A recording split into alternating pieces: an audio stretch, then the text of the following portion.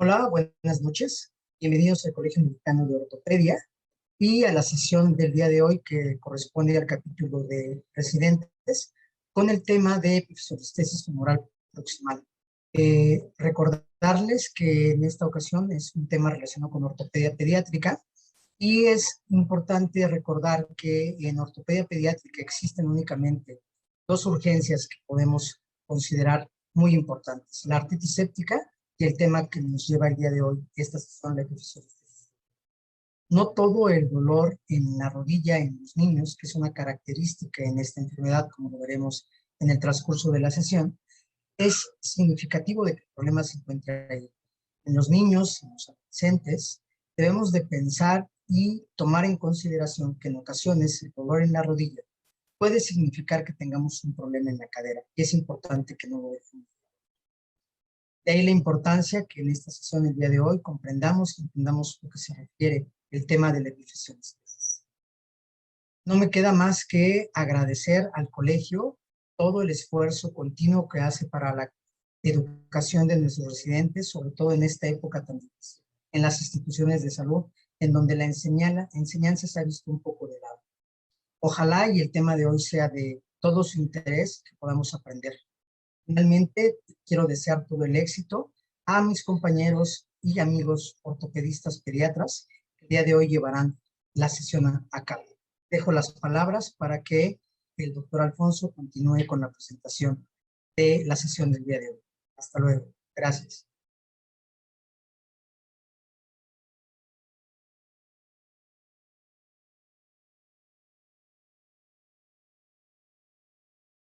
Agradezco al doctor Gilberto Ríos por la presentación y la bienvenida de esta sesión. De verdad es un honor tener al doctor Ríos, que ya todos conocemos por su importante trayectoria. La sesión del día de hoy realmente no necesita introducción, es un tema que le puede interesar a todos, desde los que hacemos ortopedia pediátrica hasta los que hacen incluso reconstrucción articular. Es un tema que, por las características de nuestra población, se presenta bastante frecuente.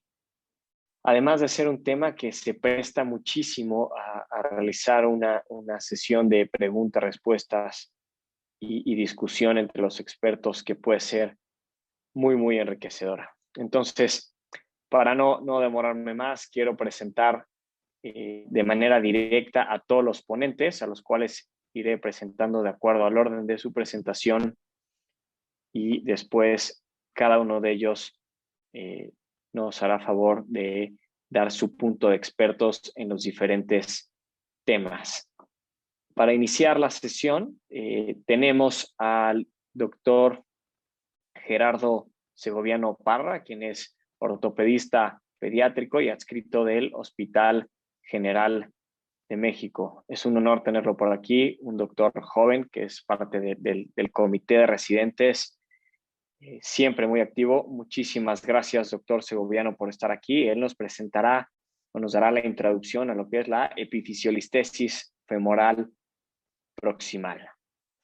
A continuación tendremos a un doctor que también han visto muy activo últimamente, un doctor joven. Él es adscrito del Instituto Nacional de Rehabilitación. Él es el doctor Luis Eduardo Loyo Soriano y nos hablará de cuándo fijar in situ, y cuándo realizar una reducción en agudo. Muchísimas gracias, doctor Loyo, por su participación. También tendremos al doctor Marcos Alfonso Fuentes Nucamendi, también adscrito del Hospital General de México. Agradecemos muchísimo que haya aceptado esta invitación y él está con nosotros para hablarnos de cuándo realizar una fijación bilateral. Muchísimas gracias, doctor. Le damos la más cordial bienvenida a la sesión de residentes. Después tendremos a otro adscrito del Instituto Nacional de Rehabilitación. En lo personal, he aprendido muchísimo de este tema. La manera que lo aborda es muy práctica, muy directa.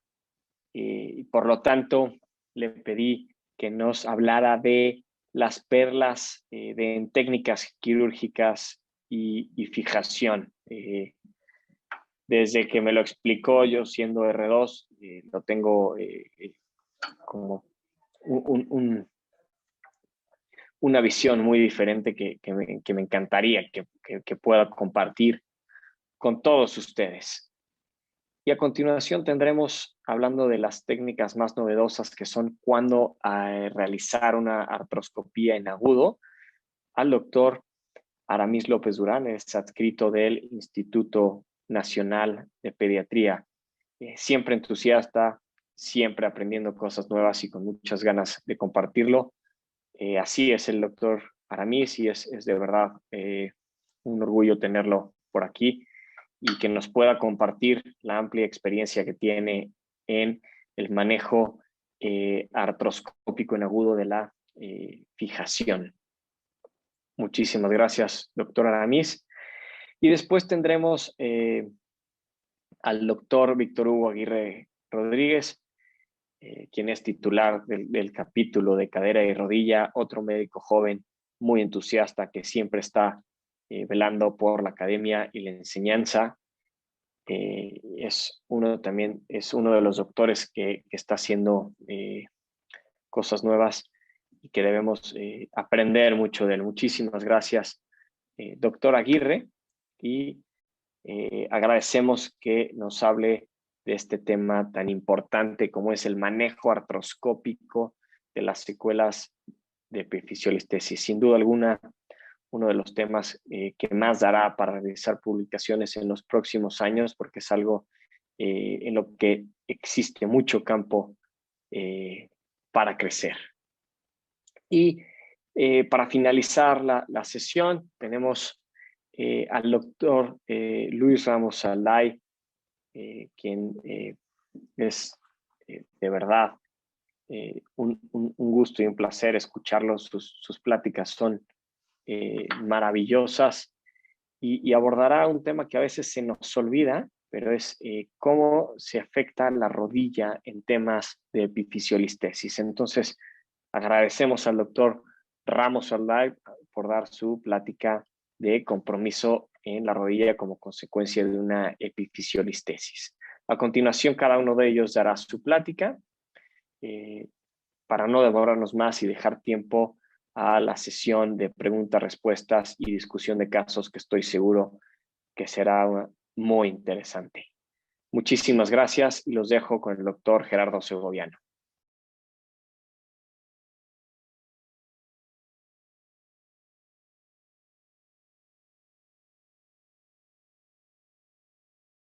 Buenas noches. El tema de hoy, hablando de epifisiolistesis temporal proximal, vamos a contextualizar un poco el mismo y después ahondaremos con los expertos del tema. Yo soy el doctor Gerardo Segoviano, adscrito al Hospital General de México, y vamos a iniciar. La epifisiolistesis temporal proximal, se remonta desde que inició la fase de bipedestación del ser humano. Sabemos que la biomecánica de la marcha cambió con la misma. El cuello femoral, cuando uno tiene la fase de apoyo, tiende a desplazarse hacia anterior. El mismo peso del cuerpo lo resiste, y bueno, desde ahí viene un cambio biomecánico que puede condicionar algunas alteraciones. La definición de esta entidad es el desplazamiento de la epífisis superior sobre el fémur. Esto es una controversia, puesto que en realidad la metáfisis es la que se desplaza o es la que se ve desplazada de manera anterosuperior, pero bueno, sabemos que es un desplazamiento a nivel de la fisis. Históricamente Paré fue el primero que habló fue de los primeros que habló de la separación de la epífisis. Müller la describió como flexión del cuello femoral en la adolescencia. Whitman publicó una serie de osteotomías y pudo reportar primeros casos de la misma. Epidemiológicamente es el trastorno más frecuente en el adolescente. Se presenta 1 de cada 50.000. Esto es variable. Tajan lo maneja de 1 a 7. El pico de incidencia es en 13 años en niños, 11 años en niñas, predominio izquierdo. Bilateralmente, y desplazamiento ligero y silencioso es más frecuente. Bilateralmente 25% se presenta tradicionalmente, pero hay muchos reportes, sobre todo en reportes que han estudiado los pacientes a largo plazo, donde se encuentra que probablemente sea mayor esta incidencia del desplazamiento bilateral, o al menos subclínico del contralateral.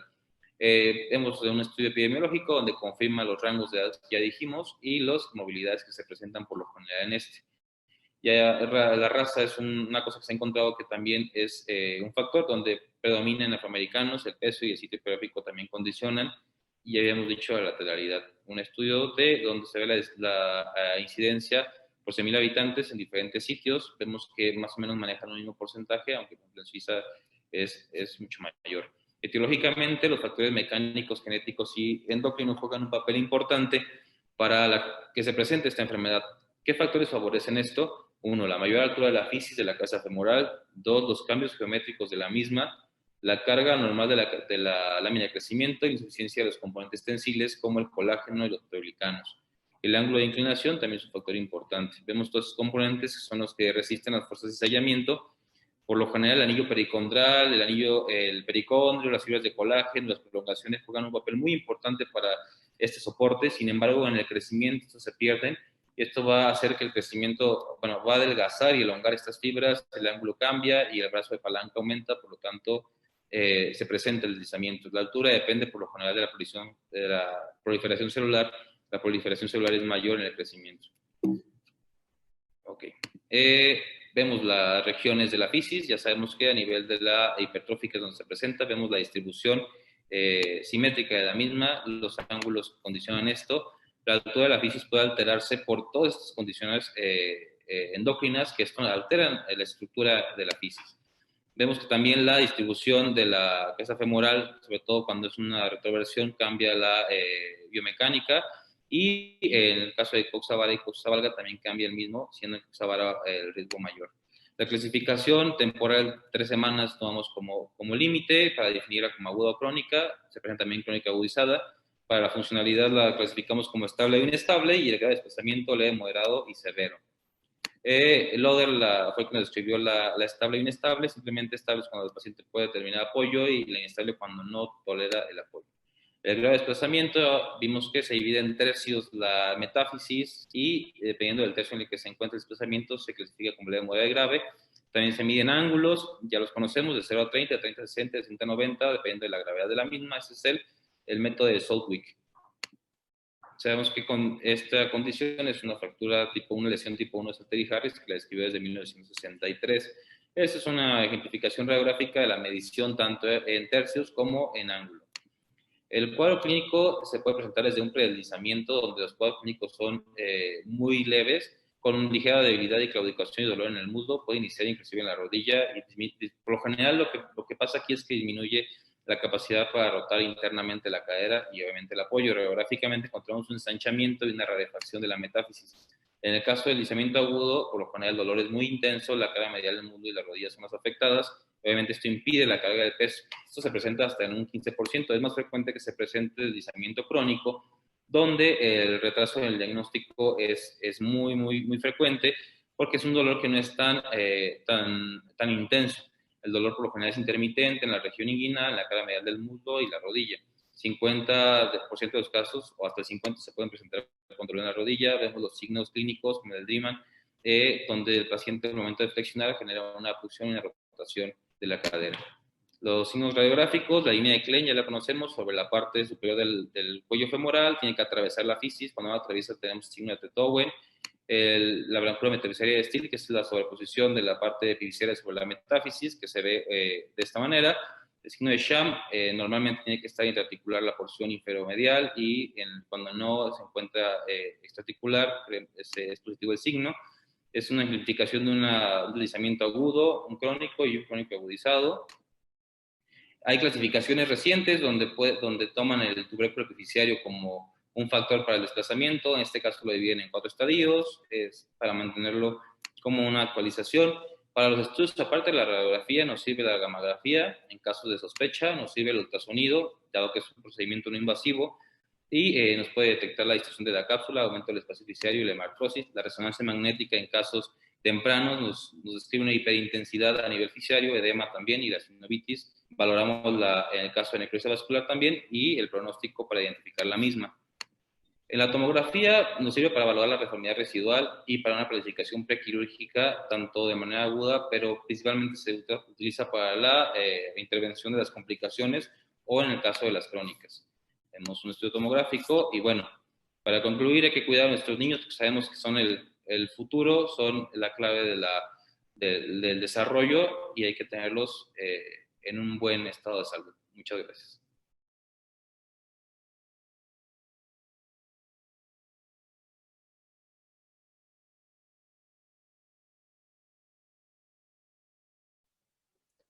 Buenas noches. Agradezco la invitación al Colegio Mexicano de Ortopedia y Traumatología y al doctor Alfonso Migoya por la invitación y la confianza.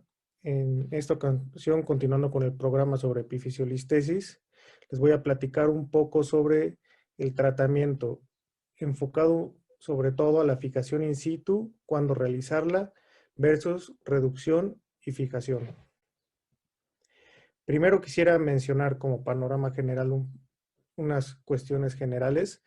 Ahora, el funcionamiento normal de la cadera. ¿Qué debemos de tener para que una cadera funcione de forma adecuada y normal? Lo primero es que debemos de contar con una congruencia esférica y que esta congruencia esférica presente concentricidad desde el centro de la cabeza femoral hasta el acetábulo. Esto genera que tengamos un movimiento a través de un centro de rotación fijo con un contacto permanente entre las dos superficies articulares, lo que a su vez va a provocar que se genere una presión negativa y mantenga la estabilidad de la cadera. Además, tenemos mínima fricción, lo cual permite el deslizamiento entre una superficie y la otra. Teniendo esto en cuenta, podemos entender que cualquier alteración dentro de esta concentricidad va a provocar un mal funcionamiento y a su vez va a evolucionar a un desgaste. Ahora, ¿qué sucede en el deslizamiento femoral proximal o epifisiolistesis femoral proximal? Tenemos que hay un deslizamiento a través de la fisis proximal del fémur con un desplazamiento del cuello hacia superior y anterior. Y esto provoca una deformidad tridimensional. En el plano coronal encontramos una deformidad en varo. En el plano sagital vamos a encontrar que la deformidad se encuentra en extensión y en el plano axial encontramos una rotación externa de la extremidad afectada. Ahora, el punto importante y va relacionado a lo que les mencioné de cómo debe de funcionar una cadera normal. El centro de rotación, como les dije, va directamente en la porción media de la cabeza femoral. Ahora, si tenemos un deslizamiento de la porción proximal de la metáfisis referente a la epífisis, ¿qué sucede? Ese centro de rotación de la cadera se modifica y al modificarse el brazo de palanca queda alterado y generamos pinzamientos. Entonces, tenemos lateralización y además se va hacia superior este centro de rotación, lo cual genera que con un menor arco de movimiento tengamos un bloqueo mecánico, lo que conocemos como pinzamiento fémoro-acetabular. ¿Cuál es la problemática a la que nos vamos a enfrentar? Además de este desplazamiento que tenemos tan importante y esta deformidad, es que estos pacientes tienden a presentar con mayor facilidad necrosis avascular. Podemos provocar una condrólisis. La condrólisis puede ser sobre todo generada por el mismo tratamiento que nosotros ofrecemos y algo muy importante y a lo que se le está dando mucha más importancia que en las décadas pasadas es el pinzamiento fémoro-acetabular. Este pinzamiento de forma inicial no nos va a provocar ningún problema. La evolución puede ser favorable del paciente, pero con el pasar de los años el pinzamiento nos va a provocar una artrosis temprana. ¿Y qué significa una artrosis temprana? Significa que el paciente va a requerir de un reemplazo articular. Ahora, ¿cuál es el objetivo del tratamiento? De primera instancia, como ya les mencioné, tenemos una alteración en la conformación de esta articulación. Entonces tenemos que intentar restaurar esta esfericidad y esta concentricidad de la cadera. Si logramos restaurar esta congruencia, vamos a tener una evolución favorable. Y de lo contrario, si no logramos restaurar esta concentricidad, lo único que vamos a hacer es retrasar el desgaste de esta articulación. Ahora, el tratamiento de forma secundaria va dirigido a prevenir un mayor deslizamiento, es decir, tenemos que estabilizar ese deslizamiento y disminuir las complicaciones, como ya les mencioné, que son necrosis avascular, condrolisis, pinzamiento femoroacetabular y artrosis temprana. Hablando ya un poco de las opciones del tratamiento, primero tenemos que identificar qué tipo de deslizamiento femoral proximal presenta nuestro paciente. Ya se ha mencionado o ya sabemos que tenemos deslizamientos agudos y crónicos, teniendo como punto de corte las 3 semanas de evolución. Antes de 3 semanas es un deslizamiento agudo, posterior a 3 semanas es un deslizamiento crónico. Es importante tener este periodo en cuenta porque ya tenemos angiogénesis posterior a las 3 semanas y si queremos realizar una reducción cerrada, brusca, podemos alterar esa circulación nueva que se está desarrollando y provocar nosotros mayor isquemia. Después tenemos la clasificación de acuerdo al tipo de deslizamiento, si es estable o inestable, que va en referencia si el paciente es capaz de tolerar la deambulación o no la tolera. El grado de deslizamiento lo vamos a estadificar de acuerdo al grado de deslizamiento que tenemos en la proyección antero-posterior y en una proyección de Lowenstein. Entonces lo dividimos en leve, moderado y severo. Es bien importante que nosotros, aparte de tener la estadificación por medio de rayos X, valoremos al paciente despierto y después en la sala quirúrgica para determinar el arco de movilidad y el grado de rotación externa que presenta. Alternativas de tratamiento ya las conocemos. Tenemos fijación in situ, luxación controlada y realineación y osteotomías femorales. En este cuadro presento un breve resumen de cómo se ha ido modificando el tipo de tratamiento con el pasar de las décadas. En los años 80, de forma generalizada, se trataba a estos pacientes con fijación in situ en casos leves, moderados, y en casos severos se realizaba fijación in situ y se valoraba realizar o no una osteotomía. Hacia los años 90 ya empezaron a entrar en auge las osteotomías de realineación intracapsulares. Entonces, casos leves, igual, fijación in situ; casos moderados, fijación in situ con una realineación; casos severos, realineación. Y en la actualidad ya introducimos la osteocondroplastía. Entonces, casos leves, se hace una fijación in situ, se valora la necesidad de realizar una osteocondroplastía ya sea vía artroscópica o vía abierta. En casos moderados y casos severos se realiza la realineación agregado a una osteocondroplastía. Este es el algoritmo de tratamiento presentado por el doctor Schoenecker en el 2013. Es bastante complejo, pero muy asertivo. Voy a intentar resumirlo un poco. Para realizar fijación in situ debemos de tener pacientes con un deslizamiento leve a moderado. Ahora, si tenemos limitación en arcos de movilidad o deformidad en rotación externa, tenemos que valorar una osteocondroplastía. En el caso de deslizamientos severos, si realizamos fijación in situ, tenemos que agregar una osteotomía intertrocantérica para corregir el eje mecánico de la deformidad. La reducción cerrada y la fijación solo está indicada en casos de deslizamiento agudo e inestable y totalmente contraindicado en caso de deslizamiento crónico. Y algo bien importante es, podemos con una realineación temprana modificar la historia natural de la osteoartrosis en pacientes con deslizamiento epifisario proximal de fémur. La respuesta es sí, aunque es un tratamiento muy complejo. Para eso tenemos que hacer una reducción abierta y fijación, tenemos que hacer una luxación controlada de cadera y estabilizar aparte. Entonces esto se puede realizar en pacientes agudos crónicos, de preferencia pacientes inestables y idealmente en pacientes con deslizamientos moderados a severos. Tenemos ventajas que son la realineación anatómica y la reestructuración del eje mecánico, y desventajas es que es altamente demandante este tipo de cirugía. Y como conclusiones tenemos que la fijación in situ es el gold standard para deslizamientos leves a moderados. Hay que valorar realizar una osteotomía intertrocantérica en casos severos. La osteocondroplastía actualmente es el factor que puede modificar el pronóstico a largo plazo de estos pacientes, y la reducción anatómica y osteocondroplastía está indicada, pues, el tratamiento de elección en casos de deslizamientos moderados a severos, pero tenemos una curva de aprendizaje muy prolongada y es una técnica bastante demandante. Gracias.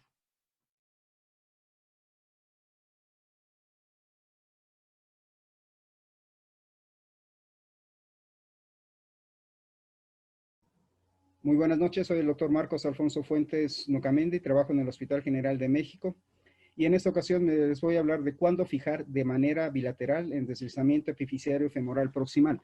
Se menciona que hay una controversia con respecto a cuándo fijar y cuándo no fijar. Hay profesionales que fijan todos los deslizamientos de manera bilateral. Hay quien solamente, como es mi caso, fijamos la que está deslizada o lesionada, pero hay indicaciones precisas para eso, por lo tanto no hay tal controversia. Vamos a empezar con la epidemiología. La incidencia de la presentación bilateral varía del 11 al 21% en población latina, específicamente población mexicana, y es más frecuente en el sexo femenino. En los casos de deslizamiento mayor al 50%, el predeslizamiento o deslizamiento leve contralateral es del 100% en todos los casos, y solamente existen dos condiciones en las cuales es la indicación absoluta para fijarlas. Vamos a ver a continuación. Existen condiciones especiales. No es absolutamente necesario fijar de manera profiláctica todas las caderas. Específicamente las condiciones son obesidad mórbida y un deslizamiento mayor al 50%. Pero las indicaciones generales como tal son estas condiciones. Primero, la endocrinopatía, en la cual estamos hablando específicamente de la enfermedad de Pidgeot, la cual va a condicionar una fisis de crecimiento femoral proximal mucho más alta, más lábil, y con las bandas tensiles que deberían sostener o dar fijación firme a esta fisis, mucho más altas, mucho más débiles, lo cual va a propiciar una condición de deslizamiento con un trauma mínimo. Entonces estamos hablando de endocrinopatía, específicamente enfermedad de Pidgeot. La insuficiencia renal por la osteoporosis y debilidad ósea que produce y la radiación en zona como tal van a producir una condición como la que vemos en la diapositiva central superior. Entonces tenemos endocrinopatía, insuficiencia renal y radiación, en las cuales se van a producir deslizamiento epifisiario femoral proximal bilateral. Y las dos condiciones absolutas, estas son condiciones relativas, pero las condiciones absolutas son la obesidad y el deslizamiento mayor al 50%. ¿Por qué? Vamos a empezar con la obesidad. Es el principal factor de riesgo en población infantil mexicana. ¿Por qué razón?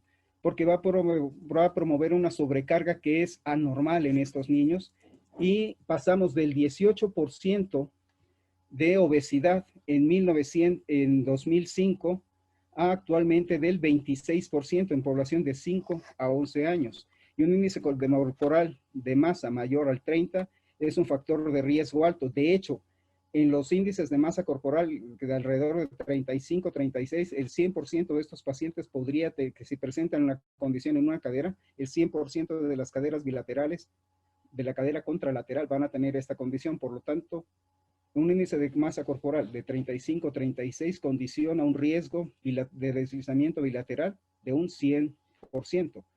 Por lo tanto, la obesidad es el principal factor de riesgo. La otra condición es el deslizamiento mayor al 50% en una sola de las caderas, lo cual condiciona que en la cadera contralateral, en el 100% de los casos, existe una condición de deslizamiento leve o predeslizamiento. Por lo tanto, se tiene que hacer profilaxis tanto en deslizamiento mayor al 50% como en los casos de obesidad mórbida, porque se va a presentar en el 100% de los casos el deslizamiento bilateral, tanto en obesidad, que es el principal factor de riesgo, como en los casos de deslizamiento mayor al 50%. De tal forma que cuando fijar profilácticamente en endocrinopatía, como ya mencionamos, en insuficiencia renal, en casos en los cuales los pacientes estén recibiendo radiación, y definitivamente en obesidad mórbida y en deslizamiento mayor al 50%, porque en estas dos condiciones va a provocar que si una cadera está deslizada, la cadera contralateral en el 100% de los casos va a tener un predeslizamiento o un deslizamiento leve que va a terminar en un deslizamiento completo. Por lo tanto, esas dos son las condiciones específicas para hacer profilaxis en cualquiera de estas condiciones. En el caso, en mi experiencia, nunca he tenido necesidad de fijar una cadera contralateral, pero las indicaciones son precisas y son estas 5 indicaciones para una fijación profiláctica o una fijación bilateral. Muchísimas gracias. Espero que les haya sido de utilidad. Gracias. Buenas noches.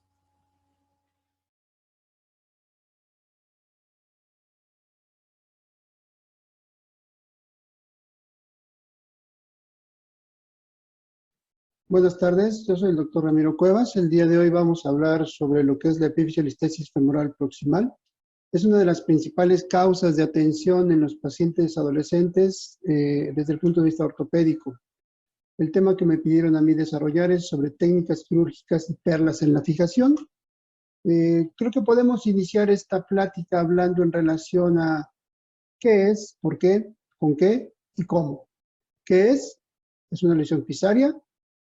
¿Por qué se produce? Pocas veces se produce de manera traumática. Habitualmente es una suma de problemas mecánicos con alteraciones orgánicas de la fisis. ¿Con qué se trata? Anteriormente se trataba con clavos, actualmente el estándar de oro del tratamiento son los tornillos y hay algunas otras cosas. ¿Y cómo tratarlos? Pues con mucho cuidado.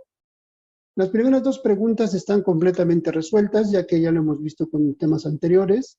La epipsiolistesis es la causa más común de trastorno a nivel de la cadera en el adolescente, oscila del 71 al 3.4 por cada 100.000 adolescentes. Son pacientes que presentan un retardo en la maduración esquelética, la mayoría tienen obesidad o sobrepeso, es más común en razas negras. En el Instituto Nacional de Ortopedia y el INR hemos encontrado una relación entre sexos de 61 por 39% a favor de los varones. Hasta el 50% de los pacientes tienen sobrepeso por arriba del percentil 95. 17% de ellos puede tener afectaciones bilaterales y en el 1% de los pacientes puede haber necrosis avascular de la cabeza femoral, principalmente en lesiones agudas e inestables, en los casos que se produce una sobrereducción o en reducción de lesiones crónicas que no se debieron haber reducido y cuando la fijación es en el cuadrante superior externo. ¿Para qué y con qué se deben de tratar? Definitivamente se deben de tratar para evitar complicaciones. ¿Cuáles son las principales complicaciones? La necrosis avascular, que afortunadamente es poco común. La condrolisis, que anteriormente era muy frecuente, sobre todo cuando se utilizaban clavos, y para prevenir deslizamientos futuros que nos pueden condicionar coxartrosis temprana. En el 94 terminó un trabajo el doctor Sergio Peralta en el Instituto Nacional de Ortopedia para determinar cuáles eran las complicaciones del tratamiento de la epipsiolistesis con clavos Steinmann. Se encontró asociación importante entre la migración del implante y la invasión articular que generaba condrolisis. Asimismo, se encontró que a pesar de colocar muchos clavitos, la fijación con los mismos frecuentemente era insuficiente y favorecía deslizamientos progresivos y con ello necrosis avascular secundarias. Este es un caso de aquella época en donde se colocaban 3 tornillos dirigidos al tercio medio de la epífisis y a pesar de que había 3 tornillos gruesos, fíjense cómo la cadera seguía con el deslizamiento, lo cual nos demostraba que era una fijación completamente insuficiente. Por las mismas épocas se inició con el uso de tornillos canulados para la fijación de las epiphysiolistesis en esta población de pacientes y el doctor Héctor Aguiluz demostró que sí disminuía la progresión del deslizamiento, que disminuía la incidencia de condrolisis ya que los tornillos se localizaban en la epífisis y por la rosca que presentaban los mismos no se deslizaban hacia adentro de la cabeza femoral, no había casos de necrosis avascular y algo bien importante. En el año de 98 nosotros colocábamos un solo tornillo canulado. En esas épocas la tendencia era sugerir 2 tornillos canulados. Nosotros solamente colocábamos uno y actualmente se recomienda un tornillo y nosotros con un solo tornillo desde esa época teníamos buenos resultados. Ustedes observen en estas 2 imágenes, la superior del lado izquierdo, fíjense cómo el tornillo se encuentra perfectamente en el centro del cuello, localizado en el tercio medio de la epífisis femoral y en la proyección lateral o de Lowenstein también nos encontramos centro del cuello y en la unión de tercio anterior con el tercio medio de la epífisis, una fijación adecuada y favorable. ¿Cómo se debe de hacer la fijación? Por supuesto que se debe hacer con mucho cuidado. ¿Para qué? Para evitar complicaciones. Podemos tener condrolisis, ya decíamos que las condrolisis se producían cuando persistía un clavo a nivel articular. Actualmente con los tornillos, ¿se puede producir condrolisis? Claro que se puede producir condrolisis si nosotros invadimos la superficie articular o invadimos la cabeza con el clavo guía y no lo retiramos. ¿Se puede producir necrosis avascular? También se puede producir necrosis avascular. ¿Cuándo? En lesiones agudas o crónicas agudizadas. Las lesiones agudas e inestables no se deben reducir agresivamente porque generan alto riesgo de necrosis.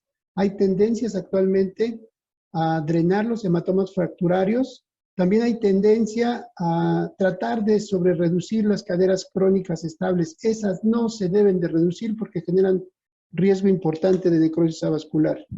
Un paciente que se le colocó un tornillo canulado, a pesar de que se colocó un tornillo canulado, fíjense la invasión articular de ese tornillo, un defecto, un error en la técnica.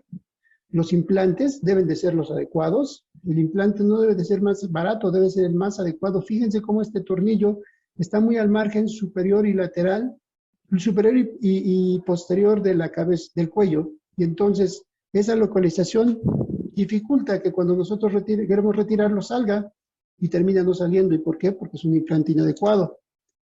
Siempre tenemos que visualizar dos proyecciones. En la superior, fíjense cómo la cadera del lado izquierdo se ve en una posición correcta, unión de tercio medio con tercio posterior, y en la del lado izquierdo, pues estamos muy cercanos al margen de la superficie articular. Y en la proyección de Lowenstein, pues en la cadera del lado derecho no estamos tan bien como creíamos, estamos más bien en la unión del tercio medio con el tercio posterior, y en la del lado izquierdo estamos invadiendo la superficie articular. Siempre debemos de tener dos proyecciones, cadera del lado derecho, un poquito insuficiente, apenas pasada la fisis. Creemos que esa es la cadera de tratamiento profiláctico. Cadera del lado izquierdo se ve perfectamente bien en el centro del cuello, en el centro de la epífisis, en el tercio medio de la epífisis, a más de 5 milímetros de la superficie articular. Y cuando vemos la proyección lateral, cadera del lado derecho, efectivamente profiláctica, rasguñamos la fisis, ni siquiera la atravesamos. Cadera del lado izquierdo, se veía muy bien, está perfectamente mal, está en el tercio posterior, se salió del cuello. Siempre debemos de tener dos proyecciones. ¿Cómo lo debemos hacer? Creo que la parte más importante del cómo es con implantes adecuados. Técnicamente, el clavo guía se debe de colocar mediante visión fluoroscópica y hasta que estemos en el punto preciso donde queremos nosotros colocar nuestro tornillo canulado, hasta entonces hacemos la incisión. Nunca incidir antes de estar en el sitio preciso. Segundo, la orientación del tornillo la debemos de planear en función del ángulo de Sadwick, lo vamos a ver más adelante. Cadera del lado inferior derecho, ya lo habíamos visto, mal colocado, mal tornillo, malo en todo. La de arriba, fíjense cómo si nosotros trazáramos el ángulo de Sadwick, el eje de ese ángulo de Sadwick, de la fisis de la cadera, está perpendicular a la entrada del tornillo. El tornillo es autoperforante, vean ustedes ahí los dientecitos del tornillo, y se encuentra en el tercio medio de la epífisis y se encuentra a más de 5 milímetros de la superficie articular.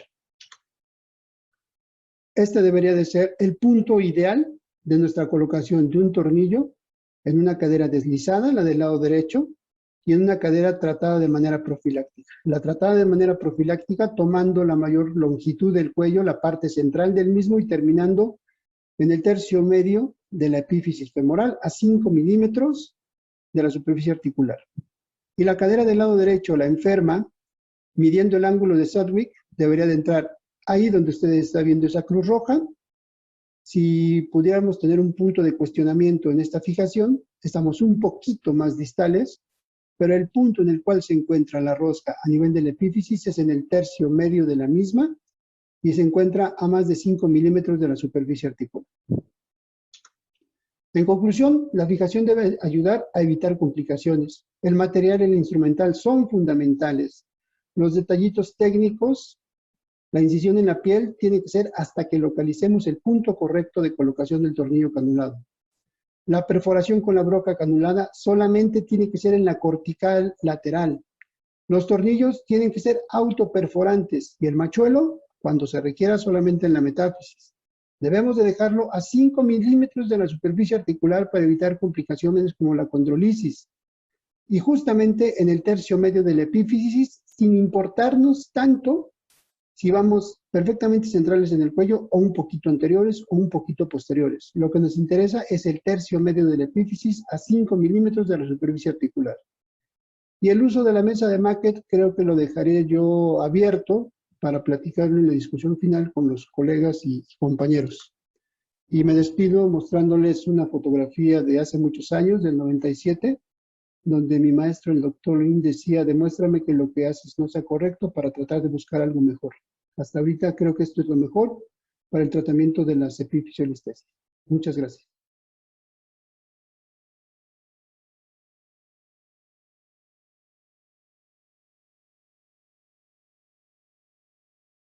Hola, ¿qué tal? Muy buenas noches. Agradezco al doctor Alfonso Migoya por la invitación en el webinar del Comité de Residentes con el tema artroscopía en reducción aguda en epifisiolistesis femoral proximal.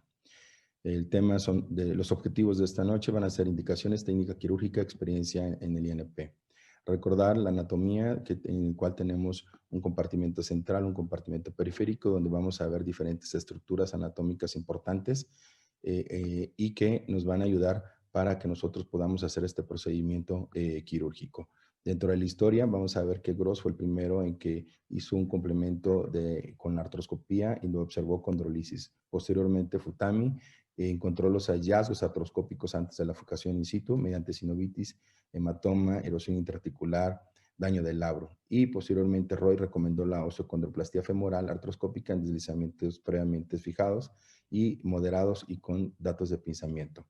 De aquí que en 2012 Andy de Jong fue el primero en publicar en un caso la utilidad de la artroscopía, en donde él recomendó que era segura y efectiva en los casos severos e inestables. Dentro de las indicaciones que nosotros utilizamos es en aquellos pacientes agudos menores de 3 semanas, crónica agudizadas y que es entre 3 semanas con exacerbación aguda y las secuelas que en este caso no lo vamos a ver. Dentro de la técnica quirúrgica es importante tener la mesa de tracción a preferencia del cirujano, portales artroscópicos, instrumental adecuado y la maniobra de reducción. Dentro de la mesa debe ser radiolúcica, siempre colocar el poste acoginado de 20 centímetros, vigilar el tiempo de tracción si es que se requiere, en algunos casos no se requiere tanta tracción y la presión de irrigación debe ser mínimo de 30 milímetros. Recordar que hay pacientes obesos en el cual pues necesitamos absolutamente la mesa de tracción. Dentro de los portales quirúrgicos son 2 portales. Tenemos la técnica de Auto Inside de Eric Margalé en que nos conlleva a diferencia a la técnica clásica. El instrumental debe ser el adecuado, lente de 4 milímetros de 30 a 70 grados, fresas, cuchillas, radiofrecuencias y microfracturadores para lograr hacer todo el tratamiento quirúrgico adecuado. La maniobra debe ser gentil. Esta se puede realizar antes y durante el procedimiento quirúrgico y mediante una estabilización con un clavo guía, en este caso con el tornillo de canulado. Dentro de los tips del procedimiento, la capsulotomía, el material de osteosíntesis, la fijación in situ y el control fluoroscópico. Bueno, vamos a ver que la capsulotomía en algunos pacientes va a ser, ya está realizada de acuerdo al trauma. En este caso es de renal hematoma y no tenemos ningún problema para localizarlo. En nuestros casos, bueno, tenemos que hacer una capsulotomía en forma de T para lograr la visualización articular. Dentro del material de osteosíntesis podemos utilizar diferentes implantes que hay en el mercado. En este caso pueden ser tornillos o telescopados o tornillos canulados que nos pueden ayudar en diferentes edades y con diferentes diámetros. La fijación in situ adecuada pues debe de ser en una posición AP entre la superficie articular y el implante mayor de 6 milímetros y en la lateral de 4 milímetros. Recordar siempre tomar radiografías de control porque muchas veces el fluoroscopio nos puede dar una falsa imagen mediante una posición de rana, que es a 45, tenemos un margen de error más aumentado, en el cual una de lateral de 90 es menor. Entonces, esto es importante recordarlo. La experiencia en el instituto, un periodo del 2018-2020, total de 5 pacientes, 4 masculinos, un femenino, rango de edad de 2 a 12 años, y un antecedente de trauma en 3, los otros sin antecedente de trauma. De aquí vemos que todos fueron agudos en 3, crónica agudizada en 2, moderada en 3, severa en 2 e inestable en 3. Dentro de los resultados, el promedio de la cirugía fue de 60 minutos, sistema de fijación con tornillos canulados, Frigiltin en 2, híbrido en 1, que se utilizó tornillo y clavo de Steinman. El seguimiento a 2 años con escala de Harris en 3 de 90 a 100 puntos y 80 a 99 en 2 pacientes. Vemos un caso clínico en donde vemos el deslizamiento inestable, vemos la tomografía, vemos cómo precisamente con la colaboración artroscópicas se hace la reducción anatómica con tornillos canulados, vemos el seguimiento al 2021 en donde el paciente está sintomático y sin ningún acortamiento. El otro caso clínico en donde también es inestable, en donde se le hace el tratamiento quirúrgico, pero en este caso queda en rotación externa, por lo que se sometió nuevamente a tratamiento quirúrgico mediante artroscopía para corrección de esa rotación externa, en donde vemos precisamente que el tornillo estaba mal colocado, por lo cual se utilizó un osteotoma 45 y 30 grados para alojar la osteotomía a nivel de la fisis y esto evitar que tengamos alguna alteración. Corroborando la posición, como no teníamos el tornillo adecuado, colocamos un clavo de Steinmann, pero si logramos ver el seguimiento a largo plazo es el adecuado. Esta es la última radiografía en donde se retiró los implantes a los 7 meses, en donde no vemos ningún dato de pinzamiento. Entre los hallazgos, 3 pacientes requirieron capsulotomía postraumática, 2 se les hizo capsulotomía en T. Tuvimos lesiones laborales a nivel del cartílago articular sobre el techo de rejón anterior y en uno un error en la fijación con el implante. Las ventajas que tenemos es un acceso mínimo, una cirugía ambulatoria con un abordaje diagnóstico terapéutico simultáneo, visualización directa del daño, reducción anatómica, rehabilitación temprana y menor índice de complicaciones. En resumen, es útil y de mínima invasión. Con conocimiento de la anatomía se puede hacer muy bien, requiere un adiestramiento en artroscopía, lo puede realizar el ortopedista pediatra o cualquier médico que esté capacitado en artroscopía, contar con el instrumentario necesario y conocer también nuestras limitaciones. Agradezco mucho la invitación. Buenas noches.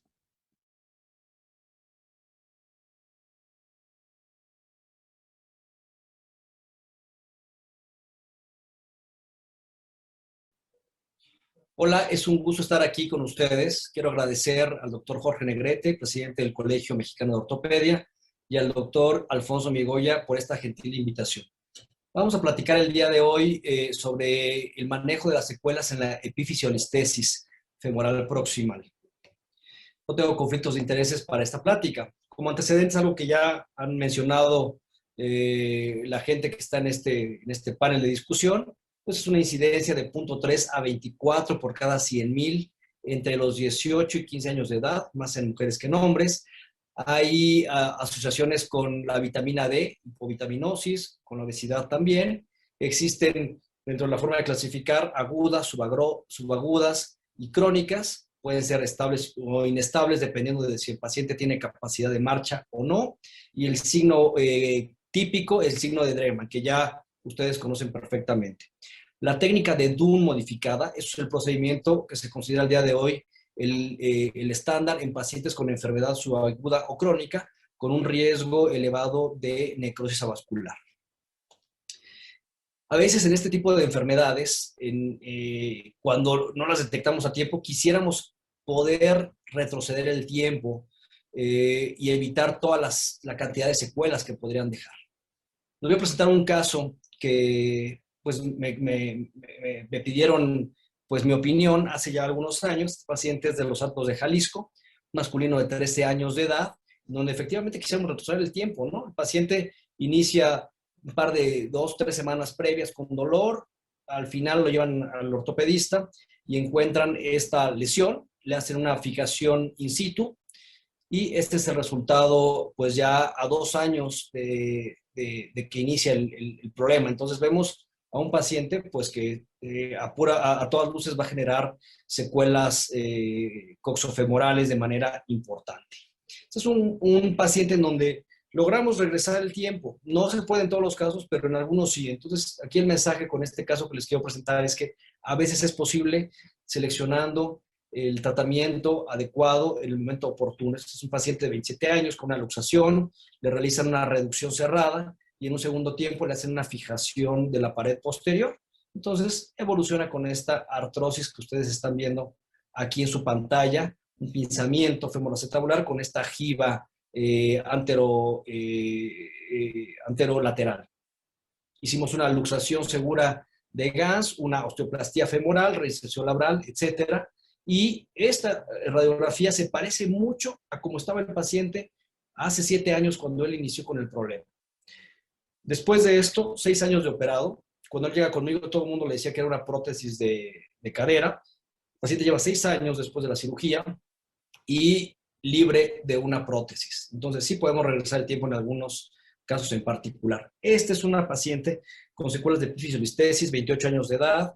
Vean esta deformidad en pistol grip que tiene de la cadera izquierda, que no puede realizar movimientos con signo de Dreman positivo, etc. Vean esta marcha en Trendelenburg. Parece que con cada paso que da se baja de un peldaño, además del dolor que la paciente presenta, con el fenotipo típico, mujer y con cierto grado de sobrepeso. No hay más que una artroplastía total de cadera en estos pacientes Y bueno, lo que podemos ofrecerles en estos casos, pues es retomar su vida cotidiana de la mejor manera posible. Otro paciente con secuelas de epifisiolistesis, ¿qué pasó? Pues una artrosis, no tenemos más que ofrecer que una artroplasia total de cadera, con una discrepancia muy importante del paciente, al final logramos restituirla. ¿Qué hacer en esos casos borderline? ¿Y qué dice la literatura?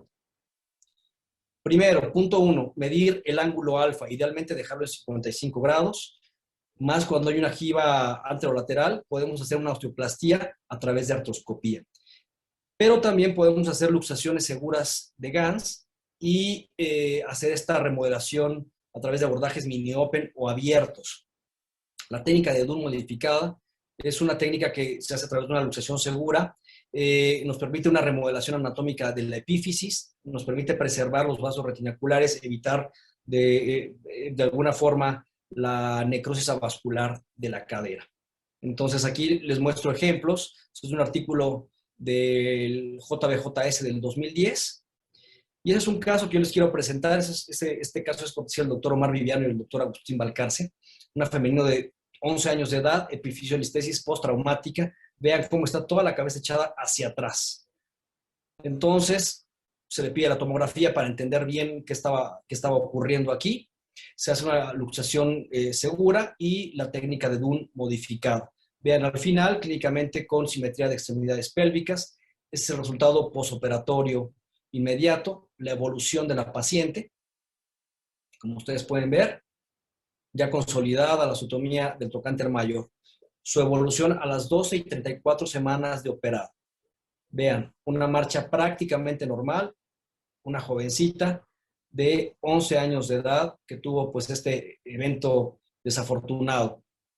Mi mensaje principal es una patología que deja muchas secuelas si no se diagnostica a tiempo o si no se diagnostica, que puede ser lo peor. Sospecharla siempre en niños o adolescentes con un cierto grado de sobrepeso, a veces pueden llegar con un dolor referido en la rodilla. Clasificarla para poder entenderla, tiempo de evolución, si es estable o inestable, la clasificación de Southwick, que ustedes también conocen perfectamente. Referir siempre con el subespecialista, ya sea el ortopedista pediatra, cirujano de cadera o gente que haga cirugía de preservación de cadera. Es un manejo integral entre este grupo de especialistas y poner sobre la mesa el pronóstico reservado para estos pacientes y para sus padres. Son pacientes menores de edad. La luxación segura más la técnica de Dunn modificada o la osteoplastía, tanto por artroscopía, son nuestras mejores herramientas para poder brindarles a estos pacientes una vida libre de prótesis lo más que se pueda o retrasar el proceso degenerativo articular. Muchas gracias nuevamente por haberme invitado a dar pues, este pequeño panorama de qué hacer con estos pacientes. Muchas gracias.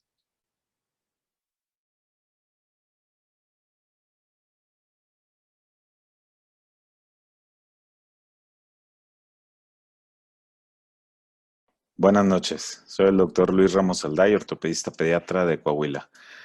Agradezco mucho al comité organizador de haberme invitado a continuar con este tema.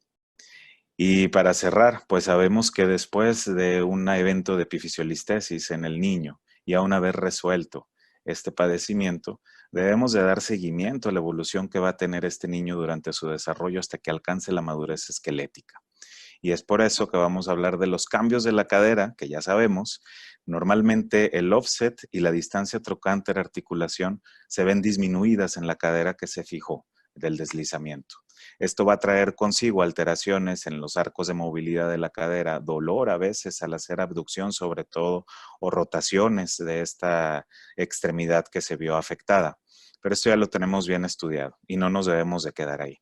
Sabemos que puede originar un impingement femoroacetabular, alteraciones en la distancia del cuello, sobre todo acortamientos. El fémur se nos va a hacer con una anteversión femoral que también va a limitar la marcha. Y van a existir cambios a nivel del cuello superior y anterior. Pero esto no se queda aquí. Tenemos que ver que también existen deformidades compensatorias a nivel de rodilla y tobillo por esta deformidad que de por sí deja la epifisiolistesis en la cadera. Es decir, hay que ver a nuestro paciente como un todo, como siempre, toda la extremidad. Sabemos que nuestros pacientes que más sufren de esta enfermedad, del deslizamiento, son pacientes por lo general gorditos, con sobrepeso o con obesidad. Esto de por sí genera cierto valgo en la rodilla, a veces algo de pie plano que me lo genera también.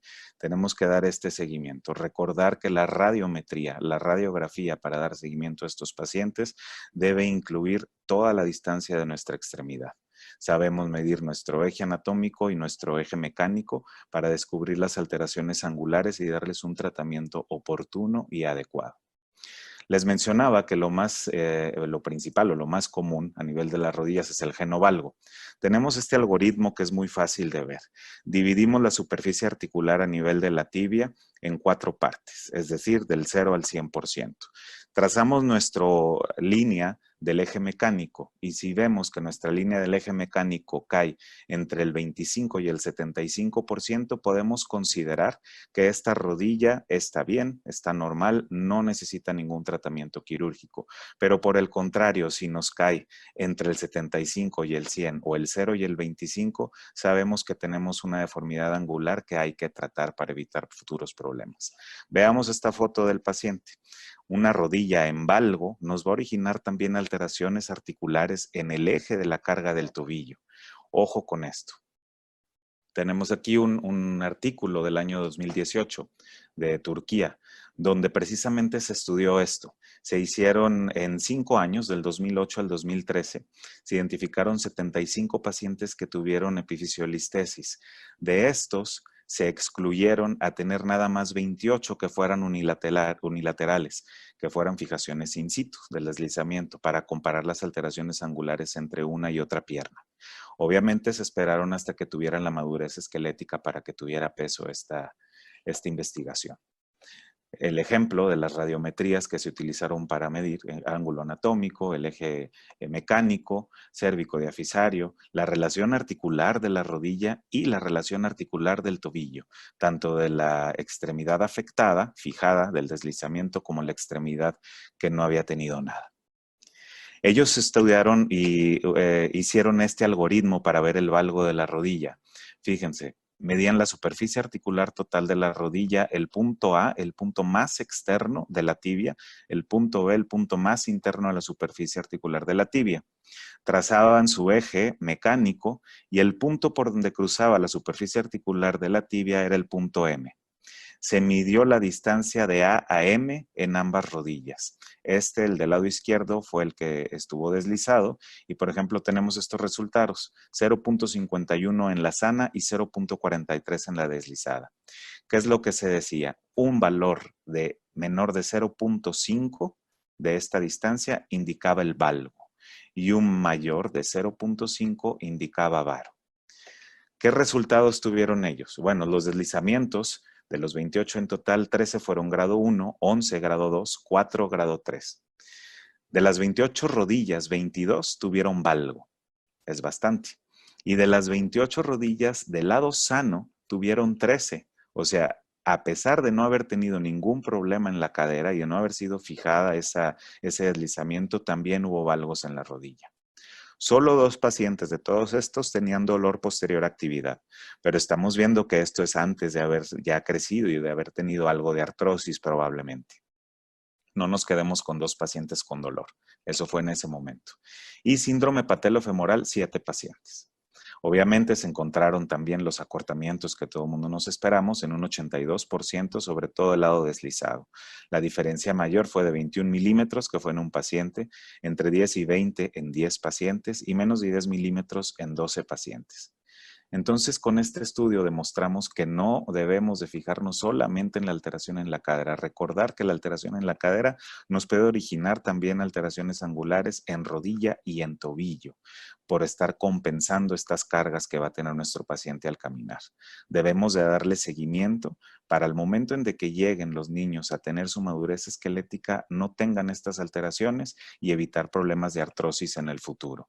Vean aquí también importante valgo en esta paciente posoperada, ya con madurez esquelética, la alteración en la superficie articular del tobillo que sin duda generará alguna artrosis y obviamente el síndrome patelofemoral que puede conllevar esta deformidad en valgo. Tratemos de evaluar rodillas y tobillos después de una epifisiolistesis. Muchas gracias, sería todo por mi parte. Muchísimas gracias a todos los profesores. Han sido pláticas realmente buenas en las que hemos podido aprender muchísimo. Un tema que da para mucho y que todos los especialistas podemos disfrutar. Me encantaría hacer una mesa redonda en la que podamos discutir algunos de los casos. Iré preguntando a los profesores de manera muy breve y muy rápida su opinión. Algo que considero muy importante en estos pacientes que ya todos lo escucharon es el protocolo diagnóstico. ¿Cuáles son los estudios que nosotros vamos a pedir antes de realizar el tratamiento? Entonces, ¿qué radiografías son indispensables y qué radiografías podrían aportar más datos? Doctor Nucamendi, ¿cree que nos pueda compartir un poco más de su opinión? Mire,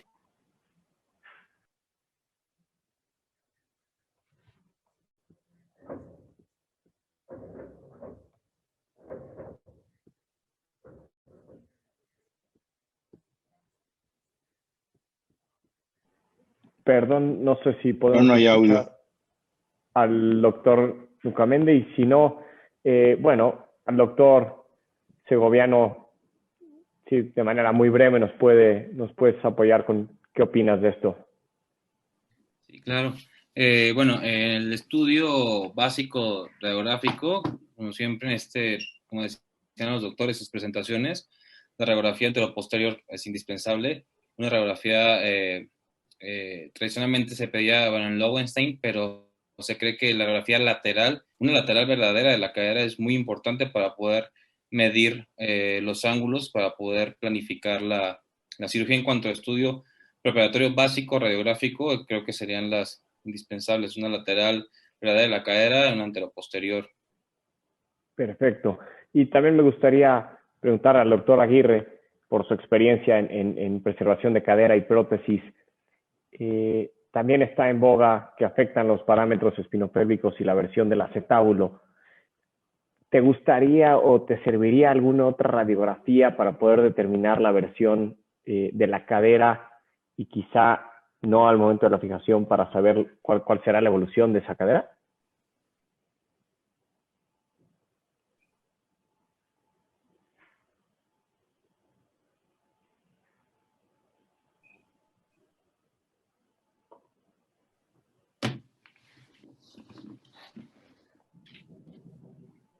Sí. Una disculpa, no sé si el doctor Aguirre pudo recibir esa pregunta, pero si no, bueno,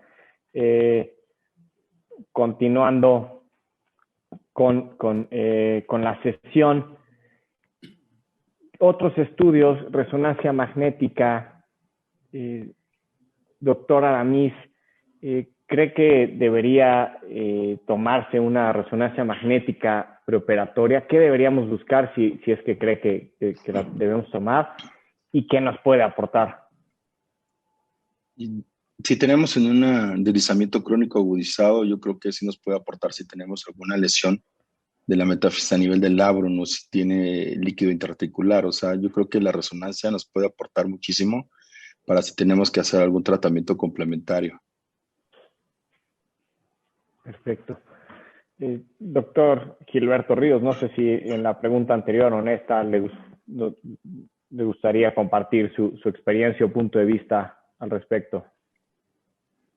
Hola, buenas noches. Gracias.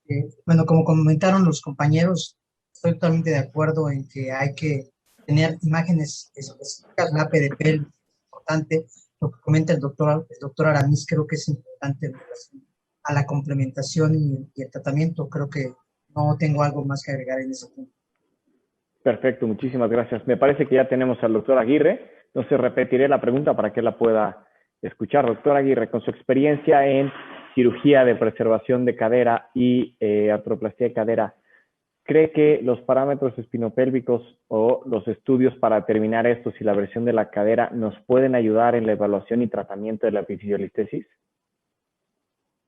Sí, definitivamente. O sea, el entender la mecánica lumbopélvica es fundamental para entender también el buen funcionamiento o el desempeño articular de la cadera. Entonces, mucha gente está en este momento ya empezando a solicitar las radiografías laterales de pie y de estación para ver estos movimientos que pueden afectar pues una falsa cobertura o un pinzamiento dinámico en una cadera, y más esos pacientes que ya de por sí pueden tener una jiba que les genere el pinzamiento o el choque femorotabular. Entonces, claro que sí, es ideal entenderla y tratar de adelantarse a una alteración mecánica en ese sentido. Perfecto, muchísimas gracias. Quizá preguntarle al doctor Loyo si él complementaría su abordaje diagnóstico con un TAC. ¿Cuál es el papel de un TAC en esta patología? Si pedir un TAC solo de la región de la cadera o vale la pena pedir también la rotación en relación a los cóndilos femorales.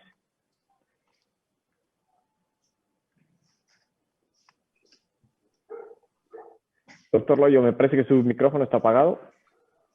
¿Ya me escuchan? Perfecto, sí, perfecto, gracias.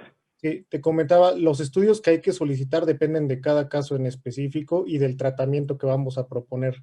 En base a eso podemos ya elaborar nuestro protocolo diagnóstico y de imagen.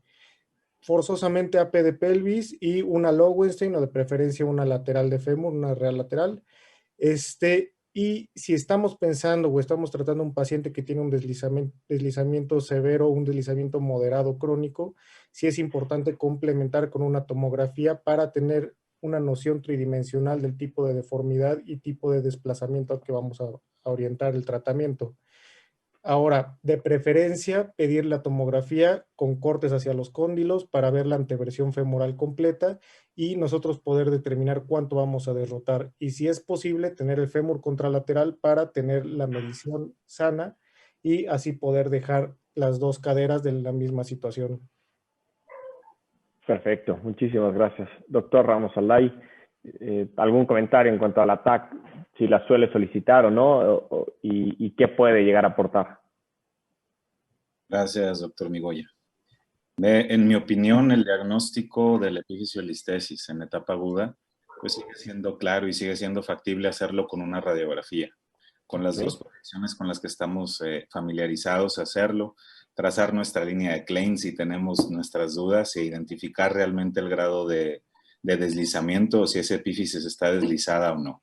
Para hacer un diagnóstico en etapa aguda y decidir que tenemos que operar esa cadera, no creo que sea necesaria una tomografía. Si ya tenemos una secuela o una epifisiolistesis crónica, efectivamente debemos de ver, como lo dije en mi plática, un todo a la extremidad y tratar de corregir lo mejor que se pueda esa cadera. La TAC obviamente nos va a dar una mejor visualización, sobre todo como con esa imagen primera que tienes en 3D, pues nos da una idea mejor de cómo hacer nuestro abordaje quirúrgico. Perfecto, muchísimas gracias.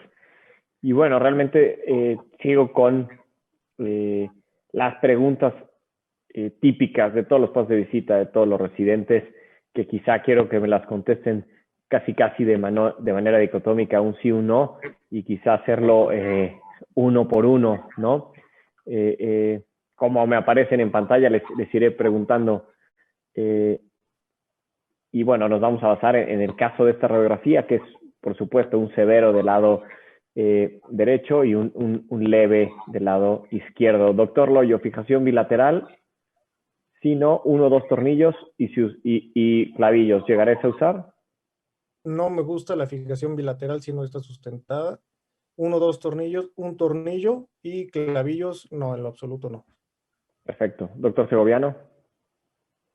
En la cadera afectada, sí, igual con un tornillo, y comentar que si es una leve del lado contralateral, si se encuentra leve, sí, parece ser que no, entonces solo fijaría igual la derecha.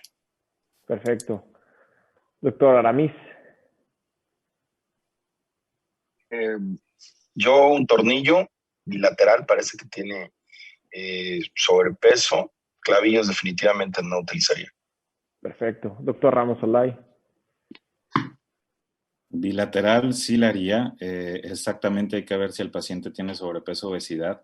Me queda la duda ahí si trazáramos nuestra línea de Klein famosa que les estoy diciendo en la izquierda.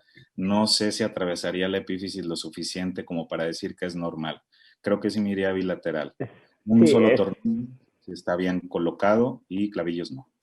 perfecto. Sí, sí, quizá yo no di los datos suficientes, pero sí es un grado leve. O sea, ya tiene datos de deslizamiento también la contra. Doctor Ramiro Cuevas. Hola. Clavos definitivamente no. Un tornillo. Sí operaría las dos. ¿Qué criterios tomo yo para operar las dos? La cadera del lado derecho es una cadera con un deslizamiento crónico. Si lo analizamos fríamente, esa cadera tiene ya un acortamiento, esa extremidad, como dice Luis Ramos, tiene un acortamiento de la extremidad, ¿sí? Entonces, si yo me limito a fijar esa cadera, estoy sacrificando que la otra cadera va a tener la otra extremidad va a tener discrepancia. Ese es un fundamento para fijar las dos caderas. Y segundo, como dice el doctor Aramis, tiene sobrepeso. Y tercero, ¿qué edad tiene? Si es un varón por debajo de los 12 años, fijo las dos. Si es una niña por debajo de los 10 años, fijo las dos. Si fuera una niña por arriba de los 10 y un varón por arriba de los 12, tal vez pensaría en no fijar las dos, tomando en consideración la edad ósea de la paciente. Pero Perfecto. tornillos sí, uno solo, clavos definitivamente no, fundamento desde el 94. Perfecto, gracias. Doctor Fuentes Nugomendi. Un solo tornillo. Y si se fijaría la contralateral, uno es obeso, es el principal factor de riesgo. Dos, la línea de que la cabeza está por debajo de la línea de Klein, por lo tanto hay predeslizamiento y se tiene que hacer profilaxis en este caso. Ahora, si Claro. reducir o no reducir la cadera que está presente, pues podría reducirse si tuviera menos de 6 meses en este caso y probablemente se me necrose, pero se me va a necrosar esférica, reducida, no deslizada. Y eso favorecería que no se presentara una artrosis temprana. Ok. Gracias, doctor. Sí, en su plática lo mencionó muy bien, pero bueno, no quería dejar de hacer estas preguntas que son las clásicas y las que, bueno, las que tenemos que hacer énfasis en este capítulo de residentes y que queden muy, muy claras. Ser muy repetitivos, muy enfáticos para que, bueno, quede esto muy, muy claro. Ya lo había comentado el doctor Cuevas, perdón que me adelante un poco, pero bueno, sí me gustaría platicar un poco la importancia de la colocación del paciente, la mesa de tracción, la posición del fluoroscopio y los dos fluoroscopios, ¿no? Seguramente todos hemos visto ese artículo que ponen dos fluoroscopios y todo parece magia y muy fácil. La verdad es que aquí muchas veces no tenemos ni mesa maquet ni dos fluoroscopios. Entonces, doctor Cuevas, empiezo con usted porque usted nos enseñaba a todos en el INR cómo colocar un paciente, cómo medirlo. ¿Cuál es la importancia de colocar un paciente? ¿Qué tenemos que evitar? ¿Cómo tenemos que manejar nuestra posición? Y no lo mencionamos en estas pláticas, pero una de las complicaciones es que todos lo hemos visto, que las guías se doblen e incluso si lleguen a romper. ¿Qué opina un poco de esto? Es que mi respuesta está muy sesgada por todos ustedes. Porque todos ustedes saben lo que yo hago, ¿no? Sí. Por eso puse esa pregunta al final. Déjenme le cuento la historia de por qué lo hago como lo hago. Claro. En el INO teníamos 2 mesas de maquet y 2 fluoroscopios. Un fluoroscopio era para columna y el otro era para trauma. Cuando lográbamos robarnos un fluoroscopio, ya teníamos un fluoroscopio, pero no teníamos mesa de maquet. Entonces tuvimos que aprender a fijar las epifisiolistesis con mesa radiolúcida, ¿sí? No es lo más recomendable si no tienen alguien que les adiestre en hacerlo con mesa radiolúcida. Lo deben de hacer en mesa de maqueta. Y actualmente con mis amigos, compañeros de trauma, he aprendido que la mejor posición para poner a un paciente en mesa de tracción para colocar un para fijar una epifisiolistesis es como ponen a los pacientes que le van a poner un clavo para una fractura femoral, ¿sí? Cefalomodular. Sí, exactamente. Con la cadera que van a operar en ligera flexión por arriba, un poco más arriba de la posición de la cadera contralateral, y se puede hacer perfectamente bien con solamente un fluoroscopio. Yo no utilizo la mesa maquette, ustedes lo saben, pero aquí el punto importante para no utilizar la mesa maquette es hacer una planeación perfecta y entender tridimensionalmente el desplazamiento de los pacientes. Y el énfasis que yo les hacía en el material va más de la mano con las guías que con los propios tornillos. No quise dar marcas, no voy a dar marcas, pero las mejores guías son las más gruesas, porque podemos hacer una flexión y hacer una posición de Lowenstein sin que la guía se nos doble, y de esa manera podemos fijar nuestro deslizamiento. Si nosotros utilizamos guías muy delgadas, se nos van a romper. Tengo la mala fortuna de estar incluido en un artículo por una guía que se nos rompió, ¿sí? Tengo la mala fortuna de haber tenido que entrar a una pelvis, adentro de la pelvis, por una guía que se nos rompió. Entonces, las mejores guías son las más gruesas, aplicando técnicas adecuadas, ¿eh?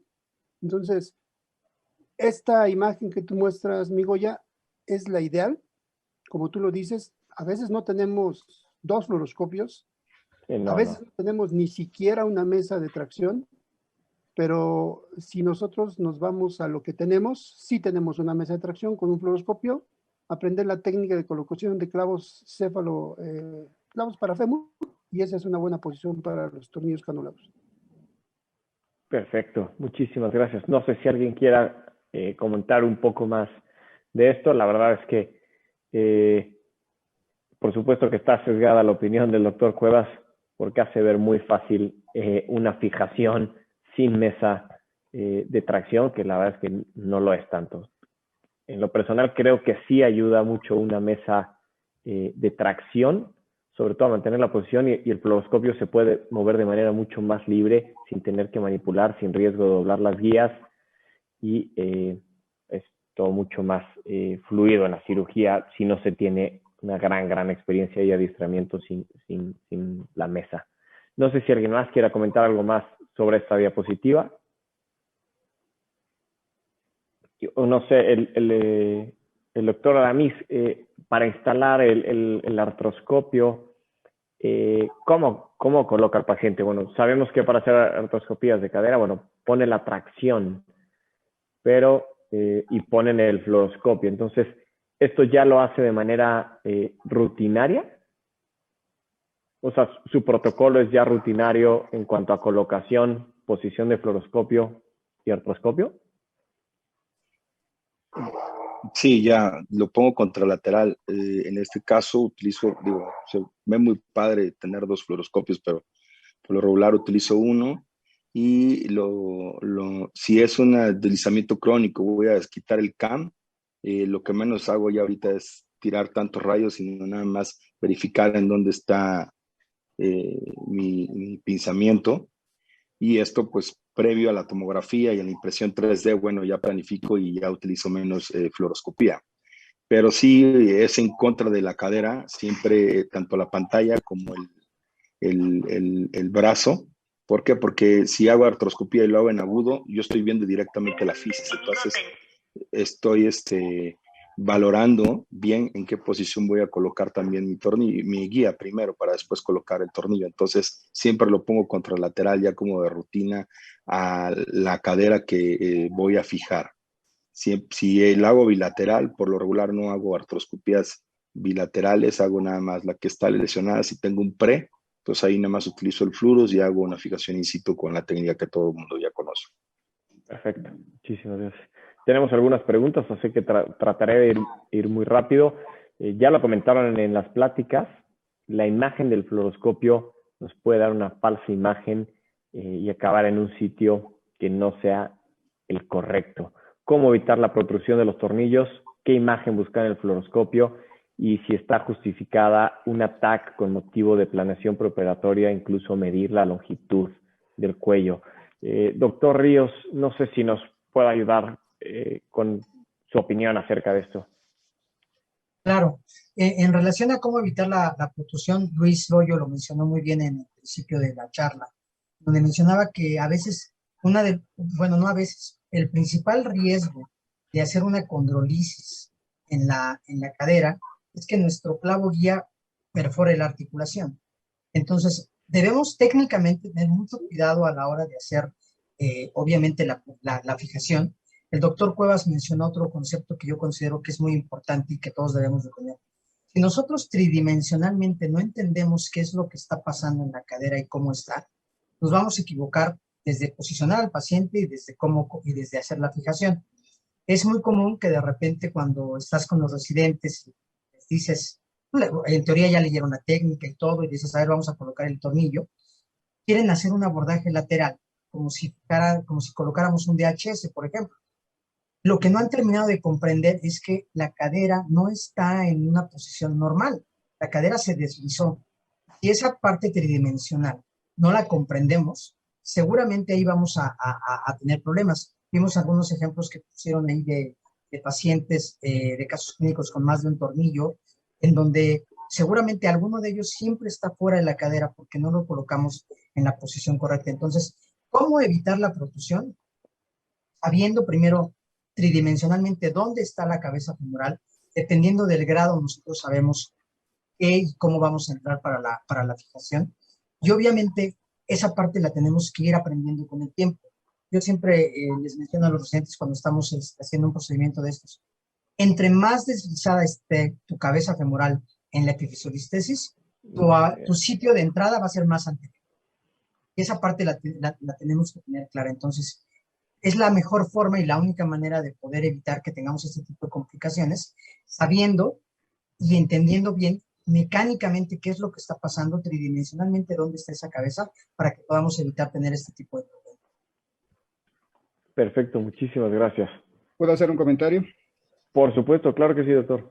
Mire, existe un índice de seguridad de medio centímetro. Jamás un tornillo o una guía se deben llevar hasta el borde, porque la cabeza, si observan mi mano, es esférica y pudiera verse en la AP que está dentro de la cabeza, pero si la giramos, el tornillo va a estar perfectamente afuera.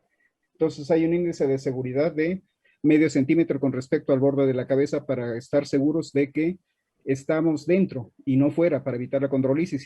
Se tiene que, una vez que está dentro el tornillo o la guía, no se tiene que movilizar la cadera, se tiene que movilizar el fluoroscopio. Por eso tiene que ser el ideal en una mesa de reducción y tomar 2 proyecciones, ¿sí? Mínimo, antes de decidir si medio centímetro más, 2 vueltas más, 2 vueltas menos. Pero existe un índice de seguridad de medio centímetro con respecto al borde superior de la cabeza femoral para decidir si está dentro o no, porque hay que recordar que la cabeza es esférica.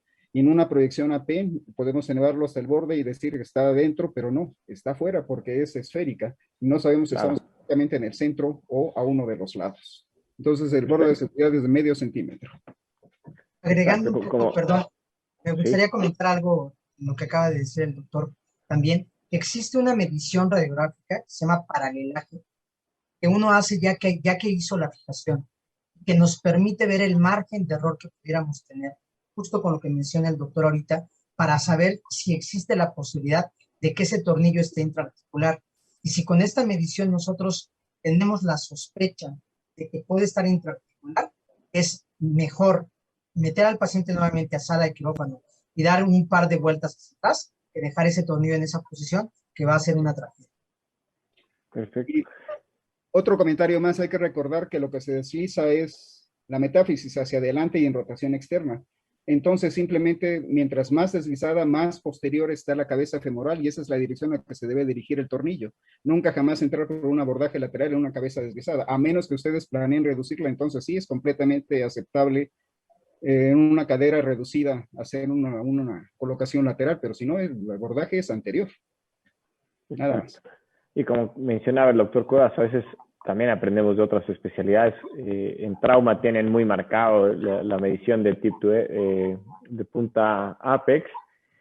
Y bueno, también ya tienen muy establecido las líneas que se deben ver en el fluoroscopio, tanto en la proyección AP como en la proyección lateral, que no he encontrado yo algún artículo que hable de cómo se ve fluoroscópico de acuerdo a el deslizamiento. Sería interesante hacer un análisis tal como lo tienen en trauma con el patrón de fracturas. Y bueno, siguiendo un poco, ¿qué hacer ante una secuela con limitación severa en un paciente menor de 30 años? Quizá aquí me gustaría preguntarle al doctor Loyo, que, bueno, he visto recientemente que tiene acetobuloplastías, y también al doctor Aguirre, que sé que tiene pacientes en los que hace preservación de cadera. Sé que este es un tema que podemos discutir y da para mucho, pero su opinión muy personal. ¿Cuándo una prótesis, cuándo una osteotomía? Sé que no es tan claro y no es tan directo, pero bueno, algún comentario que nos pueda guiar en esta decisión. Si quieren, empezamos. El doctor Aguirre. Sí, gracias, Alfonso. Bueno, yo aquí sí, lo primero que haría sería pedirle al paciente un par de proyecciones más para poder entender a la cadera dimensional. Un pelvis que me permite un corte coronal, una proyección de Dunn o Lowenstein para ver una proyección sagital, y una Lequesne o falso perfil para ver el perdón, axial y sagital con la de Lequesne. Una vez teniendo esto, sí le pediría una tomografía y quizás una resonancia magnética. Voy a explicar por qué. La tomografía para ver si el paciente es candidato a hacer un procedimiento quizás artroscópico, si es una jiba pequeña, si es una jiba grande, que haya que hacer una osteoplastía importante, quizás podría hacer un procedimiento mini open o abierto, y con la resonancia magnética vería la calidad del cartílago, y con esto podría tomar la decisión. Si tengo un espesor o de cartílago de más de 3 milímetros, yo tendría la obligación de intentar hacer algo de preservación. Quiere decir que la cadera todavía puede ser funcional, viable, mejorando la mecánica.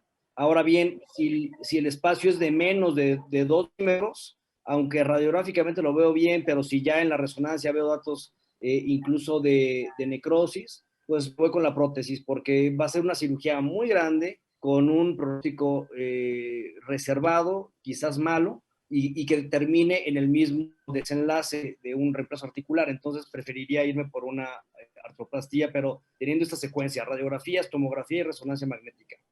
Correcto. ¿Puedo comentar? Sí, claro. Miren, aquí habría 4 caminos, básicamente. Si deciden hacerlo artroscópico, el paciente tiene un pinzamiento de tipo CAM, entonces habría que valorar si se le hace el tratamiento artroscópico rebajando la jiba. Ese sería uno de los caminos, pero eso lo tiene que valorar un experto en ese tipo de situaciones y alguien de adultos, pero sí podría hacerse el tratamiento del pinzamiento tipo CAM que tiene. Segundo camino, o le hacemos una acetabuloplastía de techo de cobertura, sea un Stageli o un Chiari, que esa sería otra. O el tercer camino, si hacemos una balizante, vamos a provocar un mayor acortamiento, una mejor distribución del peso, retrasaríamos la artrosis, pero a secuelas de que vamos a dejar un acortamiento mayor. Y la mejor salida en este caso probablemente sea una osteotomía valguisante, la cual podríamos reorientar el cuello femoral y distribuir mejor las cargas. Entonces creo que la mejor opción, o se hace la primera propuesta, o se hace una osteotomía valguisante, y ya la última sería probablemente una artroplastía total, aunque está demasiado joven, porque sería una artroplastía a los 30 años, otra a los 45, otra a los 60, entonces nos vamos a ir acabando poco a poco. Entonces creo que son los caminos que hay que seguir, pero en este caso creo que la mejor opción sería una osteotomía valguisante, porque quitamos el pensamiento, podemos hacer una rotación y reorientar el fémur proximal y distribuir las cargas nuevamente. Las osteotomías prácticamente ya están en desuso, salvo los ortopedistas pediatras como nosotros. Todos los demás ya se olvidaron de esa herramienta. Gracias. Yo quería agregar algo. Sí, claro. Yo no concuerdo con el doctor Fuentes en el sentido de hacer una osteoplastía. Yo en este caso en particular, centrándome, yo me iría paso 1, hacer una osteoplastía de la cabeza femoral. No me importa cómo. Artroscópica, mini open, abierta, mini open asistida, lo que quieran, una osteoplastía, primer paso desde mi punto de vista. Y la segunda quizás intención quirúrgica, si esto no funciona, vemos que tiene un cuello acortado, quizás sí una osteotomía valguisante, pero no considero, y es donde estoy en desacuerdo, con tocar el acetábulo. Creo que el acetábulo tiene una buena cobertura, y no nos está generando problemas. Entonces, al hacer una cobertura acetabular, pues es más pinzamiento fémoro-acetabular, mayor choque. Entonces, esa opción yo no la tomaría en cuenta. Perfecto, ya los puse a pensar y eso era la intención correcta. Sí, porque Claro. exactamente la acetabuloplastía, sea el Stageli o el Chiari o demás, lo que nos va a hacer es acortar más, aumentar el pinzamiento y aumentar la presión sobre el borde lateral de la cabeza femoral y eso es más problema. Lo único que tendríamos en ese caso es un stock suficiente para colocar una prótesis a la edad que corresponda. Nada más, y estoy de acuerdo con usted, era la controversia nada más para que ponernos a pensar un poquito. Gracias. ¿Puedo hacer algún comentario, Alfonso, también? Por supuesto, claro. Más bien es una pregunta, como dijo el doctor Fuentes, los que nos dedicamos más a la ortopedia pediátrica, la pregunta sería, ¿quiénes todavía continúan en la actualidad haciendo osteotomías femorales como la de Sotwick? En este paciente, ¿alguien pensaría que podría ser candidato a una osteotomía como la de Sotwick?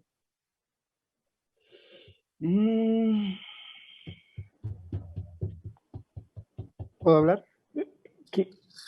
Sí, claro. Creo que estamos viendo una radiografía. Nos estamos equivocando. La indicación del Sotwick viene de mediados del siglo pasado, 64, si no mal recuerdo, y 10 años antes en Alemania, Imhauser describió exactamente la misma osteotomía. Yo creo que por el bloqueo que hay de Estados Unidos hacia México, conocimos el Sotwick y no conocimos el Imhauser, que es exactamente lo mismo. Pero aquí estamos viendo una radiografía. No, la indicación del Sotwick, la indicación del Sotwick es un paciente que tiene una limitación para la flexión menor a 60 grados. Yo casi les puedo asegurar que este paciente tiene flexión mayor a 60 grados. No está indicado hacer una osteotomía. Yo sí hago osteotomías, cada vez hago menos, y cada vez hago menos porque afortunadamente cada vez llegan menos pacientes en estadios graves, ¿no? Con grados 3 de desplazamiento. Pero les podré decir que los primeros 10 años de este siglo hacíamos muchas osteotomías, mejoraban transitoriamente, y por ahí hay artículos clásicos que dicen que si nosotros tenemos una osteotomía que nos dé mínimo 10 años de sobrevida funcional articular, nuestro trabajo fue bien hecho. Yo les preguntaría al revés, a un paciente de 13 años con un rango de movilidad menor a 60 grados de flexión, ¿le pondrían una prótesis? No, por supuesto que no, es demasiado joven. A menos que tuviera una necrosis y tuviéramos que hacer una plastía de interposición, pero colocar una prótesis a un paciente de 13 años es algo excesivo, considero. No sé qué opinen los demás. Y creo que precisamente, como dice el doctor, ya los hice pensar, precisamente en esos pacientes es donde está indicado hacer una osteotomía. Este paciente anda alrededor de esa edad, todavía tiene un remanente de fisis en la epífisis contralateral, por allá arriba se ve el cartílago de crecimiento del ilíaco, tiene 13 años, 14 todavía, pero seguramente este paciente tiene más de 60 grados de movilidad, entonces no está indicado una osteotomía. Y ahora, perdón, Alfonso. No, pero el doctor Fuentes y el doctor Cuevas, en la limitante de ver un caso clínico y ver solamente una radiografía, pues limita de repente, pero justamente creo que el comentario que hizo el doctor Fuentes, y hablando que es una sesión para residentes, es importante que sepamos que existen diferentes tipos de tratamientos, que de repente la modernidad empieza a dejar de lado algunos tratamientos que no es que sean malos, simplemente que tienen indicaciones muy precisas, que de repente es difícil que los residentes aprendan a veces toda esta gama de conocimiento que hay. Voy a poner un ejemplo más quizás actual y que yo hago con más frecuencia, que tiene que ver con el PIC Novaro. Cuando habla alguien ahora de PIC Novaro, creen que todo es concepto, y eso es un error, y como ortopedistas pediatras debemos de saber que el tratamiento con el método de Ponseti no es lo único que existe para el PIC Novaro, y que habrá pies que no funcionen con eso. Lo mismo pasa con un epifisiolistesis tumoral o con algún otro tipo de problema como la displasia acetabular, etcétera, en donde de repente estos tratamientos nuevos van dejando de lado estos viejos, y no necesariamente porque no sirvan o no funcionen, simplemente porque de repente empieza a haber modas de tratamientos y también habría que tener mucho cuidado con ese tipo de situaciones. Bueno, creo que en este caso es la indicación correcta en el paciente correcto. Tendríamos que conocer la totalidad del caso clínico para poder decidir una terapéutica correcta, la indicación correcta en el paciente correcto. Y tienen razón, estamos viendo solamente una radiografía, no estamos viendo el entorno completo. Ni tenemos todas las proyecciones completas como para poder decidir ni siquiera una planificación o una propuesta quirúrgica, pero ya nos pusieron a pensar. Perfecto. Doctor Ramos Alday.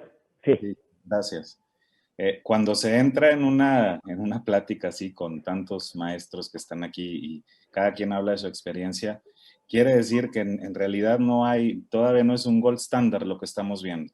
Sí. Les voy a decir lo siguiente, y aprovechando que esto es para los residentes. Lo principal, como en todas las enfermedades, es saber identificarla a tiempo.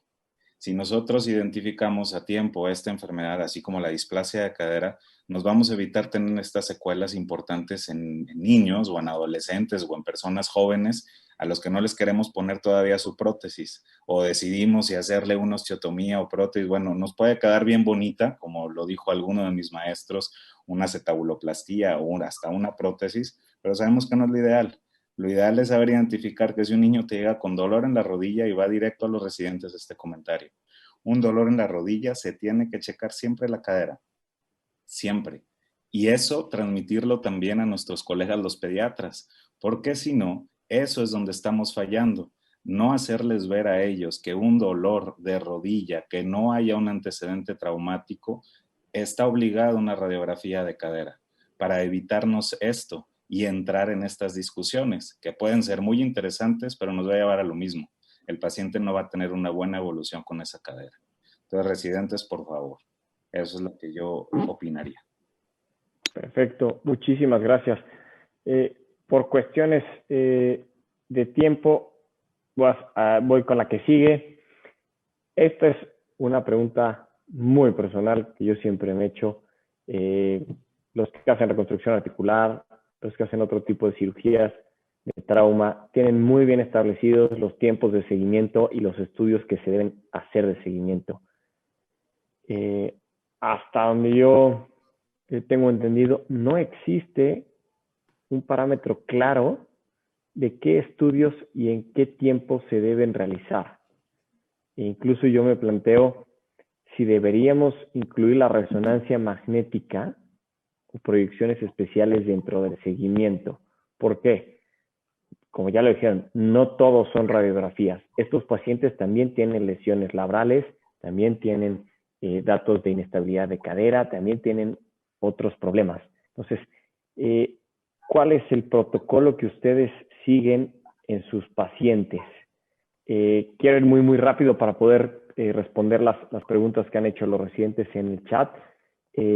No sé si alguien tenga un protocolo establecido o me puede ayudar a decir cómo hay que seguirlos y si es que debemos o no hacer de manera rutinaria una resonancia para no esperar a que tengamos un paciente con TONIS 2 y hayamos perdido ese tiempo. Como dice el doctor Aguirre, ya no puede regresar.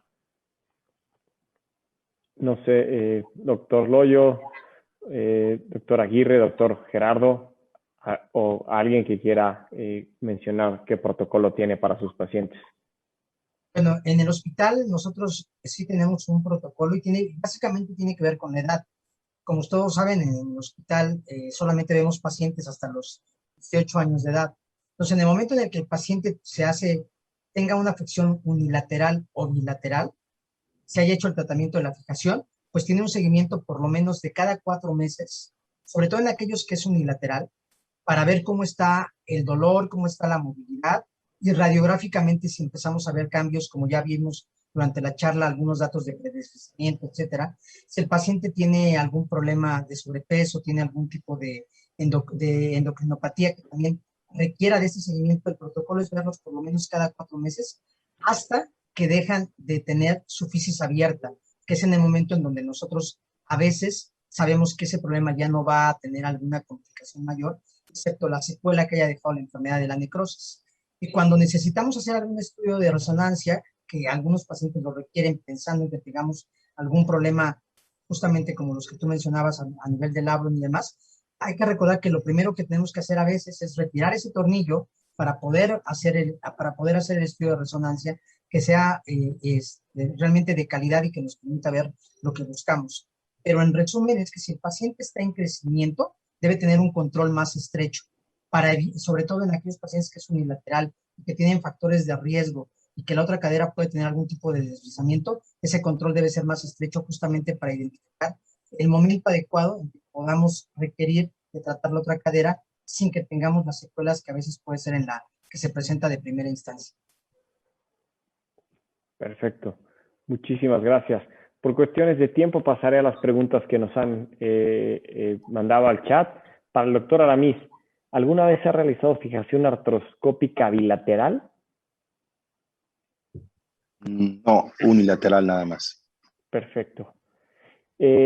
¿Recomiendan osteotomía de Gans para secuelas de deslizamiento epifisiario? Desde Bolivia, preguntan. Doctor Loyo. No me ha tocado el caso. Lo veo complicado que tenga que hacer una periacetabular en uno de estos casos, a menos de que previamente se haya tenido que hacer una valgización y la propia valgización esté provocando una descobertura acetabular y después la tenga que compensar. Pero de entrada no lo veo como una opción. Perfecto. Doctor Ríos, ¿cuándo empieza a apoyar el paciente una vez que hemos realizado la fijación? Esa es una pregunta interesante y aquí es a hablar un poco como la cuestión de traumatología. ¿Cuál es el problema? Que la cabeza se deslizó y el tratamiento es fijarla. ¿Qué riesgo hay de que al fijarla se siga moviendo? Si lo hicimos bien, mínimo. Entonces, en el hospital el protocolo es que el paciente al día siguiente de su tratamiento puede empezar a apoyar de manera parcial, auxiliado de muletas axilares, y el apoyo puede ser completamente total en el momento que el paciente no tenga ninguna molestia en cuanto al dolor. Perfecto, muchas gracias. Doctor Ramos Alday. Sí, claro, claro, por supuesto. Bueno, si ustedes recuerdan una de las primeras diapositivas que les mostré, en el trabajo del doctor Aguiluz, que se hizo con el doctor Mauricio Mendoza, nosotros en aquellos entonces teníamos el temor de que un tornillo fuera insuficiente. La literatura decía que para que fuera adecuada la fijación se tenía que colocar 2 tornillos. Ustedes saben que en el sector salud el paciente compra sus implantes. Y les puedo decir que proporcionalmente un tornillo canulado en el año 96 costaba 3 o 4 veces más que lo que cuesta hoy. Entonces la gente no tenía para comprar 2 tornillos canulados, solamente colocábamos uno. Y entonces a partir de ahí se llevó un protocolo de manejo en el cual la cadera deslizada no la apoyaba el paciente por las primeras 3 semanas. Las siguientes 3 semanas las apoyaba con apoyo parcial con 2 muletas y las últimas 3 semanas con una muleta. Se ha ido regulando, se ha ido ajustando ese manejo posoperatorio y en los casos que la cadera es estable, se reduce a 2 semanas sin apoyo, 2 semanas con 2 muletas y 2 semanas con una muleta, de tal suerte que a las 6 semanas el paciente llega caminando. Pero eso lo tuvimos que diseñar o que aprender porque no existía un protocolo y afortunadamente pues, les ha ido bien a los pacientes. Perfecto. Muchísimas gracias. Doctor Ramos Alday, ¿utilizan impresión 3D para la planificación? Sí está reportado utilizar para la planificación en agudo, me dices, o para las osteotomías correctoras. Pues en agudo, me imagino que va en agudo esta pregunta. Ahorita lo 3D está tomando mucha boga en la actualidad, se quiere utilizar para todo, pero puedo contestar lo mismo. Hay veces que son cosas que nos pueden ayudar mucho, pero que no son 100% necesarias. Con que entendamos la anatomía, saber que la cabeza se va hacia atrás, la metáfisis se va hacia adelante, es más que suficiente, y tener obviamente nuestro arco en sello, creo que eso es lo indispensable para poder hacer nuestro tratamiento adecuado. La impresión 3D obviamente te va a dar lo que te está dando la TAC 3D en visualización directa, pero no creo que sea necesario. Perfecto, muchísimas gracias. Doctor Aramis, ¿estaría indicada una artrodesis en un caso severo en un paciente menor de 30 años, cuando existe limitación severa? Cuando existe limitación severa. Menor de 30 Exacto. años. Dice, una podría ser artrodesis. exacto, puede ser una opción la artrodesis en la secuela con limitación severa en un paciente menor de 30 años. Yo creo que el doctor Víctor podría contestarte esa pregunta mejor que yo. Pero yo abogaría primero hacer una artrodiastasis y a lo mejor utilizar PRP, hacer artroscopía, mejorar, hacer viscosuplementación. Tenemos muchas cosas para poder mejorar la movilidad. No sé, Víctor, en su experiencia, si nos puede contestar esa pregunta.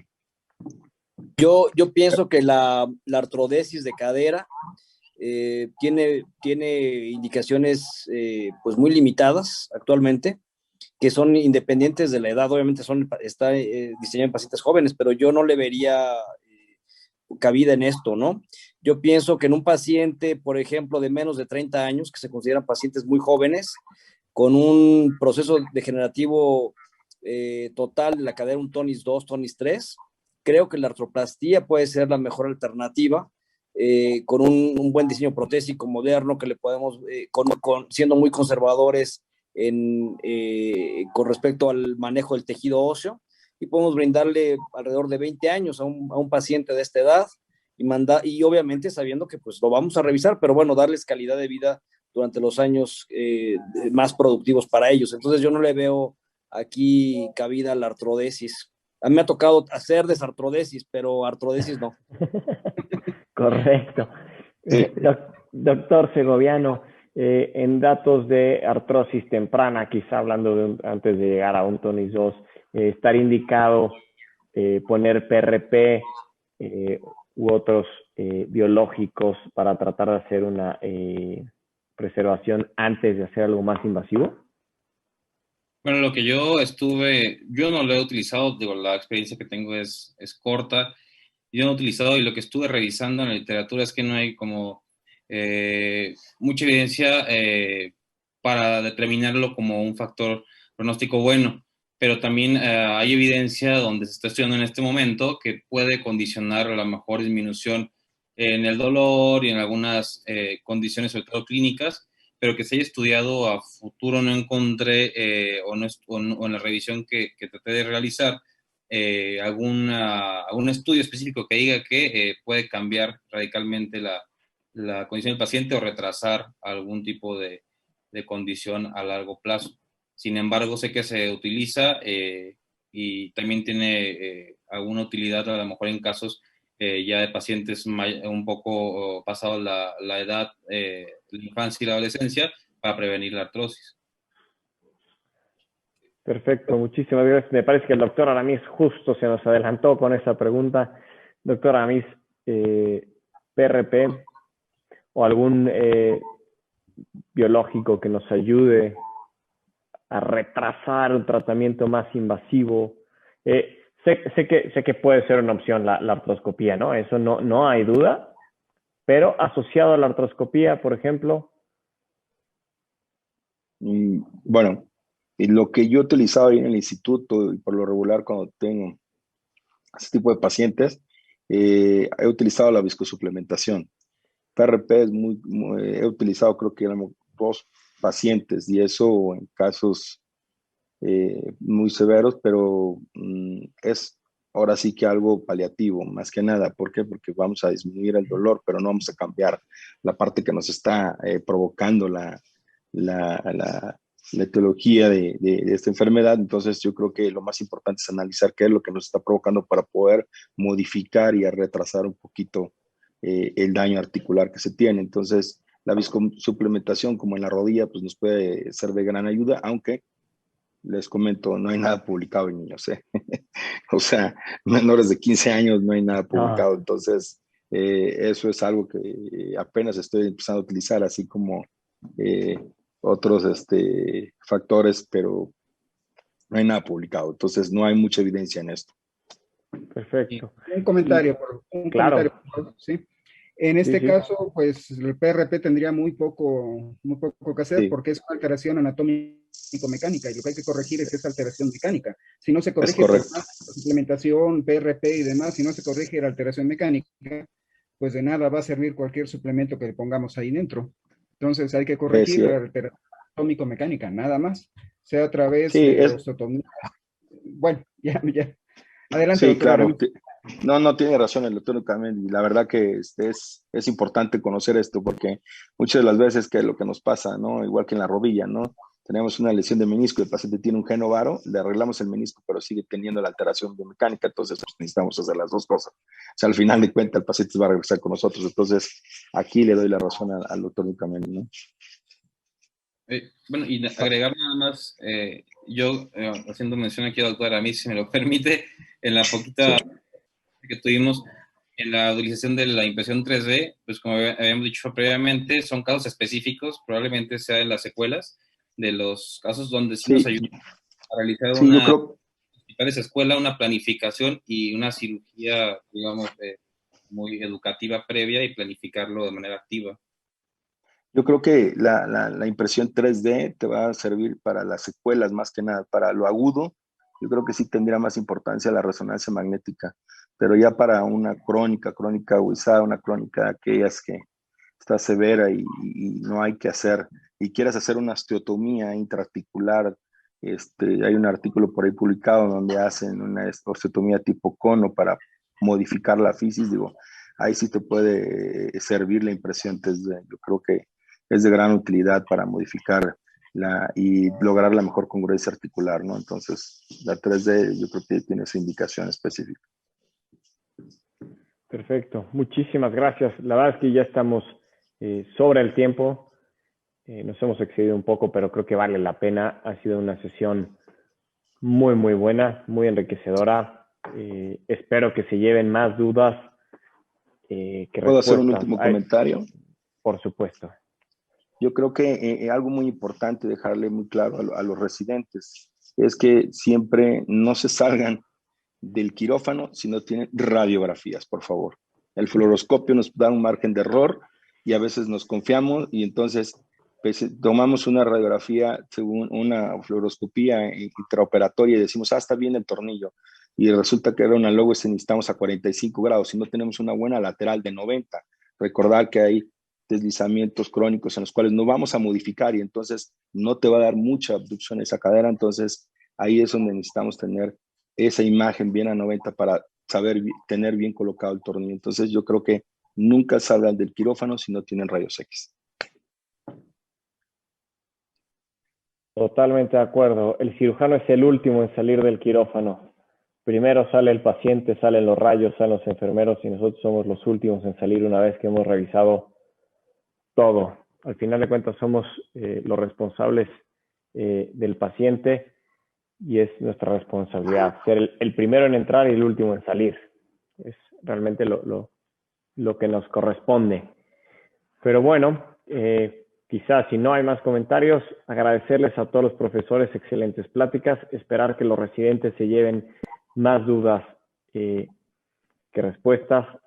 Crecemos dependiendo de las dudas que ustedes tengan, de lo que ustedes nos vayan enseñando. Entonces, espero que ustedes nos puedan enseñar mucho con todas las dudas que hoy se han generado. Agradezco a todos los ponentes y espero vernos pronto en la próxima sesión del capítulo de residentes. Muchísimas gracias de verdad a todos por su tiempo. No, gracias a usted, al contrario. Gracias. Gracias. Saludos a todos. Saludos. Muchas gracias, saludos. Gracias.